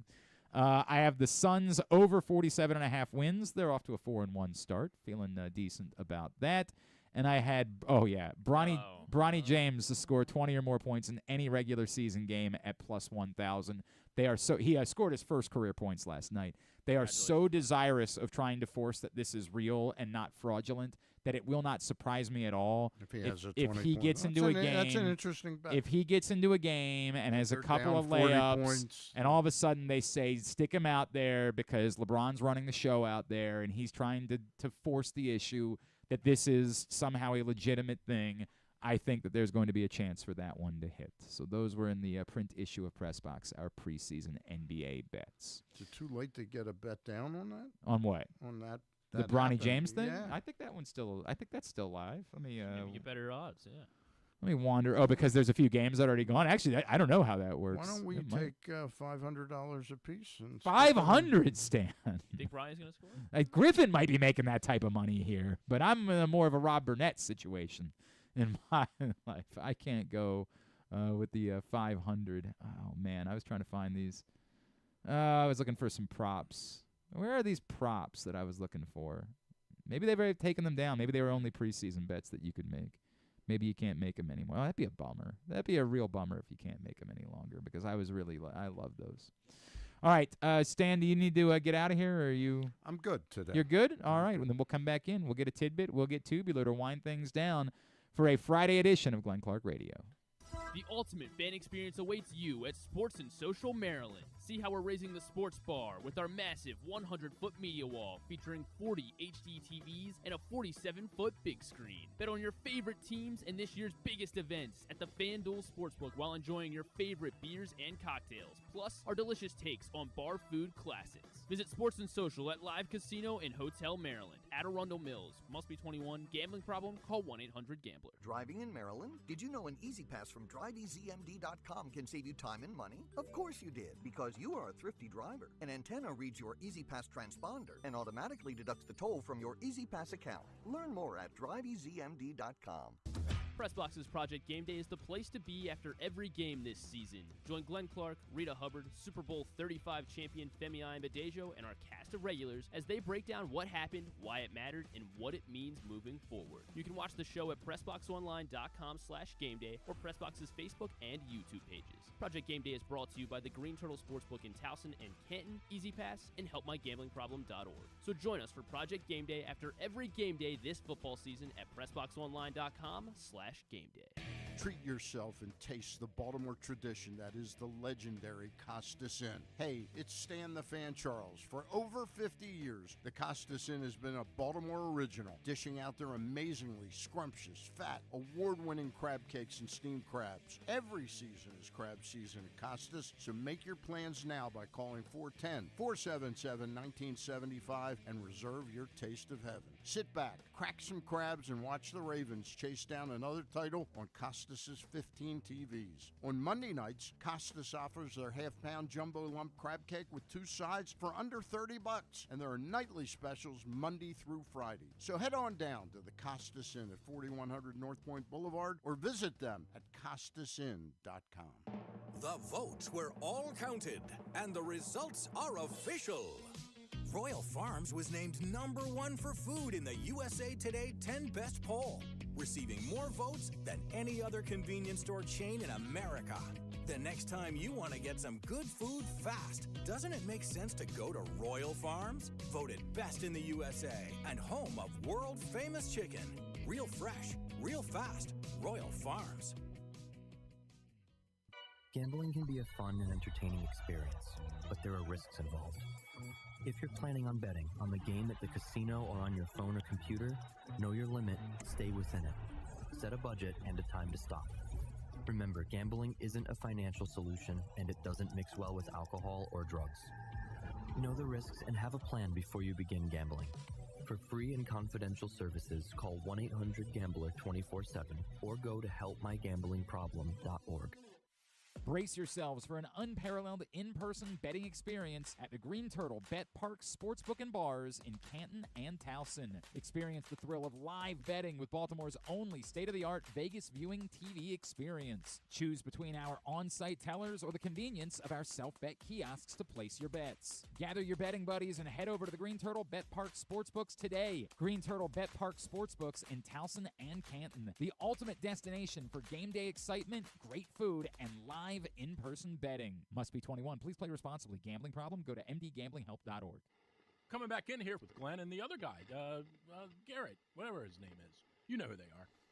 All right, winding down here for a Friday edition of Glenn Clark Radio. Let's go ahead and get a tidbit. Tidbit is brought to you by our friends at Live Casino and Hotel, where where every time that you are out there, Live Rewards members get $7 in free slot play for every touchdown scored during Baltimore or Washington football team home games this season. If Live Rewards members have their Live Rewards card inserted correctly into the slot machine, any slot machine on the floor, and are actively playing, once those touchdowns score, you get $7 in free slot play. That is your prize every time there is a home touchdown for Baltimore or Washington this season at Arundel Mills. Must be 21. Please play responsibly. For help, visit mdgamblinghelp.org or call 1-800-GAMBLER. All right, sir, what you got? We were just talking about Wemby. He has now gone 43 straight games with registering at least one assist and one block. 43 straight games. Who's this? Wemby. Victor Wembanyama. 43 straight games of one assist, one block. Second longest streak in NBA history. Who could possibly have a longer streak? Such a 47. So he's 4 off. Such a random number. Like 1 and 1. One block, one assist. I don't know. Magic Johnson. Not Magic. A block and an assist. Block and an assist. How about Robert Parrish? Not Robert Parrish. Hakeem Olajuwon. Hakeem Olajuwon. Well done. He was a good passing big man, so it's not stunning, I guess, but 47. If it wasn't, we games. could have been here for a while. How about Bill Walton? Well, he's it was the only one. That was the only one on the list. Maybe, was Hakeem Olajuwon. He's never done an only one. This is an appetizer for what's coming. Oh. Yeah, and that is because the appetizer is, of course, Freddie Freeman becoming the 12th player in MLB history to win both an MVP, a league MVP, and a World Series MVP. League MVP. Mm-hmm. Say World Series MVP, league MVP. Just league MVP and World Series MVP. Okay. Like ever in their career. Right. So not in the same World year. Series MVP and a league MVP. But they didn't have to win them in the same year. They could have been. They won them at any point. So we just got to think about who's won World Series MVPs, and I'm sure we can get there. Well, Brooks Robinson. Brooks Robinson is correct. We've got 12 of these guys. There's 12 of them. Okay. Carl Yastrzemski. Not Carl Yastrzemski. Frank Robinson. Frank Robinson. How about? I'm like going through recent World Series MVPs that I can think of, and they are not. There've been a lot of kind of crappy World Series MVPs. It's unfair to say crappy. Rick Dempsey. Not Rick Dempsey. I don't think he ever won. Win a league MVP. I don't think that was the case. Boog Powell. Not Boog Powell. And I don't think Corey Seager ever won an MVP. He is not. Oh, boy. Man, this is harder than I thought it was going to be. David Ortiz. No Poppy. He was never. No Poppy. Yeah, because never league, right? Yeah, never league MVP. No Poppy. Willie Stargell. Willie Stargell is on the list. I can't tell if this is 79? chronological or not. 79. But yeah, Willie Stargell's definitely on the list. How about? Comes from Sarah Langs, by the way. What's that? Sarah Lang? Thanks a lot, Sarah Langs. Thank you, Sarah. Jeter. No Jeter. Who's never league MVP? Yogi Berra. No Yogi. I feel like what? Okay, Mickey Mantle. No Mickey. That's what I'm thinking. Is we got to go back. Reggie Jackson. Reggie Jackson. Yeah. Yes. Reggie Jackson. Roger Maris. No Roger Maris. Frankie Crissetti. No Frankie Crissetti. Is there anybody modern I'm not thinking of? So all these guys are pretty like. So all right. So here's one. Mike Schmidt. Yes, Mike Schmidt's on there. Good call. How about? You never finished that sentence, by the way. Well, I'm trying to figure out. They're all between 60 and 2000. Okay. So yeah, I was right. Might They're not be modern. like 90. There's one older one on there. Hold on, let me. How about Johnny Bench? Johnny Bench is on there. Okay. You were so angry when you said, "How about Johnny Bench?" I don't like it now that I know that it's not. Pete Rose. Yes, Pete Rose. Pete Rose. How about Pete Rose? How about Elston Howard? No Elston Howard. Sorry. Sandy Koufax. Yes, Sandy Koufax is on there. Are there any other pitchers? Token Jew. There's a token Jew there. We have so there's 2 pitchers, 1 position player. Still 2 more pitchers. Who else was it? Bob Gibson. Bob Gibson. Good call. It's not Dennis Eckersley, is it? It is not Dennis. I'm trying to think of other pitchers that won MVP. What's your? I'm League close. MVP. Raleigh Fingers. Raleigh Fingers. Good Raleigh one. Fingers. Good one. I would not have gotten that if you had not tipped me off there. Yeah. Not Eckersley, but. So 1 more position player. 1 more position player. 1 more position player. 1 more position player. Give us something. He has an award that is given at the end of the season named after him. You think I know what the names of the awards are at the end of the year? It's a prominent one. Is it? Yeah. Roberto Clemente. Roberto Clemente. Yeah, all right. I do know that one. Fair Roberto enough. Clemente. Fair enough. I do know that one. That's there you go. That was good. That was very Freddie good. Freeman adds his name to that list. Not bad. I was not a bad list. I started. It's interesting. You thought Clemente. I was thinking of Rio Ruiz. You think the annual Rio Ruiz Award, which is given to no one. All right, let's go ahead and get tubular for the weekend. Have you ever thought of taking a cruise to these wonderful destinations with sunny skies and beautiful beaches? Well, wait no longer. We're ready for you to cruise from the Cruise Maryland Terminal. Have a little phrase that you can go from baggage to margarita in about 15 minutes. Choose fun with an array of destinations, onboard activities, entertainment, and world-class cuisine. Contact your travel agent and book your cruise today. Let your adventure begin. All right, here's what's coming up this weekend, totally tubular-wise. Tonight, college soccer, ESPN Plus, Loyola Army 6, UMBC Bryant at 7. Big one, you can watch it on NLSE, IMG in St. Francis. I'll be over there 7 o'clock tonight at Morgan State. They had to move that game over. 15th ranked Stevenson Mustangs. Yeah, hockey. Ice yeah. hockey kicks off. Puck drop at 7, folks. Thank you. Appreciate that. Tomorrow, Navy and Rice, 4 o'clock on ESPN2. Towson, Richmond, 2 o'clock on Flow Sports. Norfolk, Morgan, 1 o'clock on ESPN Plus. Stevenson's at home against FDU Florham, and Hopkins at home against Muhlenberg, noon and 2, respectively. The big college football game tomorrow, Ohio State, Penn State at noon on Fox. Primetime, I guess they kind of cleared out primetime in case they were going up against Game 7 of the World Series. Well, Colorado doesn't play either, so that's definitely what it is. That would be the reserve Saturday like the primetime network games are just sort of meh. Texas A&M South Carolina is the 7:30 game on ABC.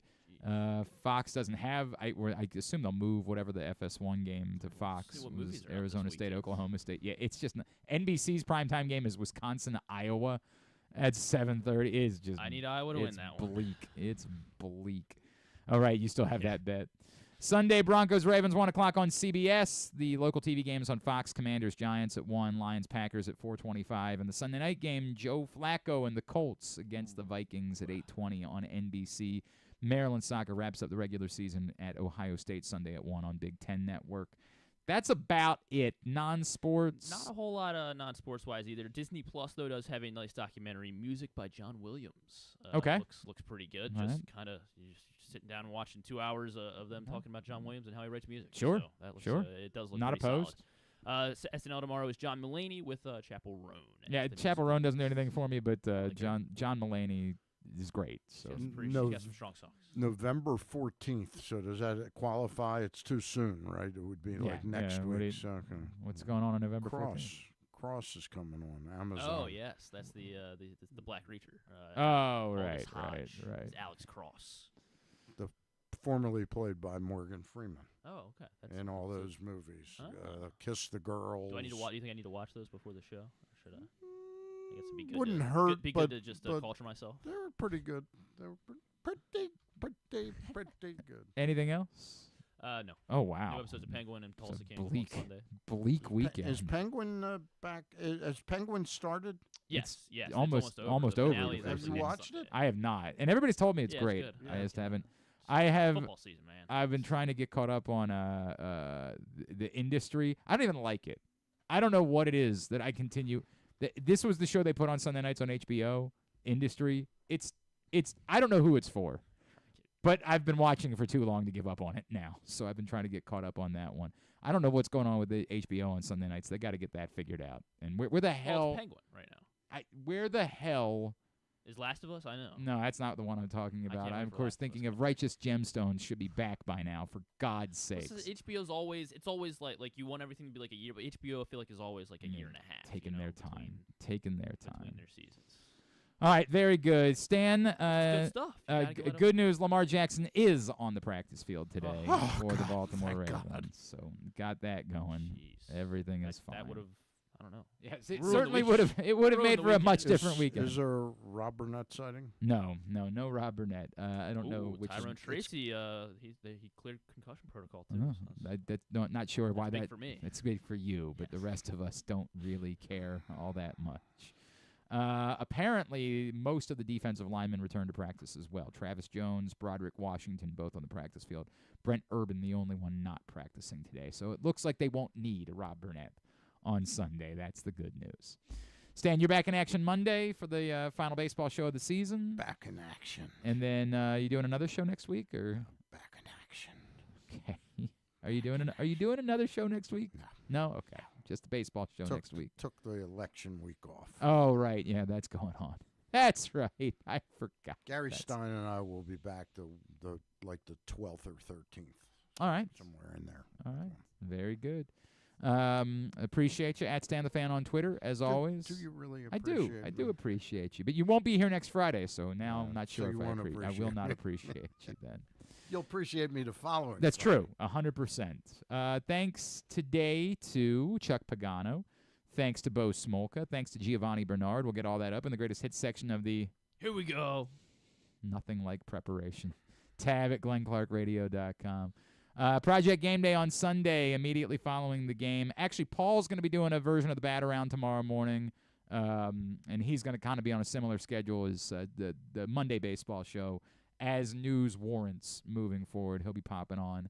And then, we'll be with you for Game Day on Sunday and then back at it on Monday. Thanks to everybody at PressBox, all of our great sponsors and partners, including the Maryland 5-Star, Live Casino and Hotel, Cruise Maryland, Crown Trophy, Easy Pass, Royal Farms, Green Turtle Bet Park Sportsbooks in Towson and Canton, HelpMyGamblingProblem.org, The Costa Sin, MSAA, the Baltimore Orioles, your local Toyota dealer, buyatoyota.com. Thanks to Griffin at Griffin_Bass. Follow us, Twitter, Instagram, TikTok, at Glenn Clark Radio. Have a great weekend. Go Ravens. Go Navy. Towson Morgan. Duke sucks.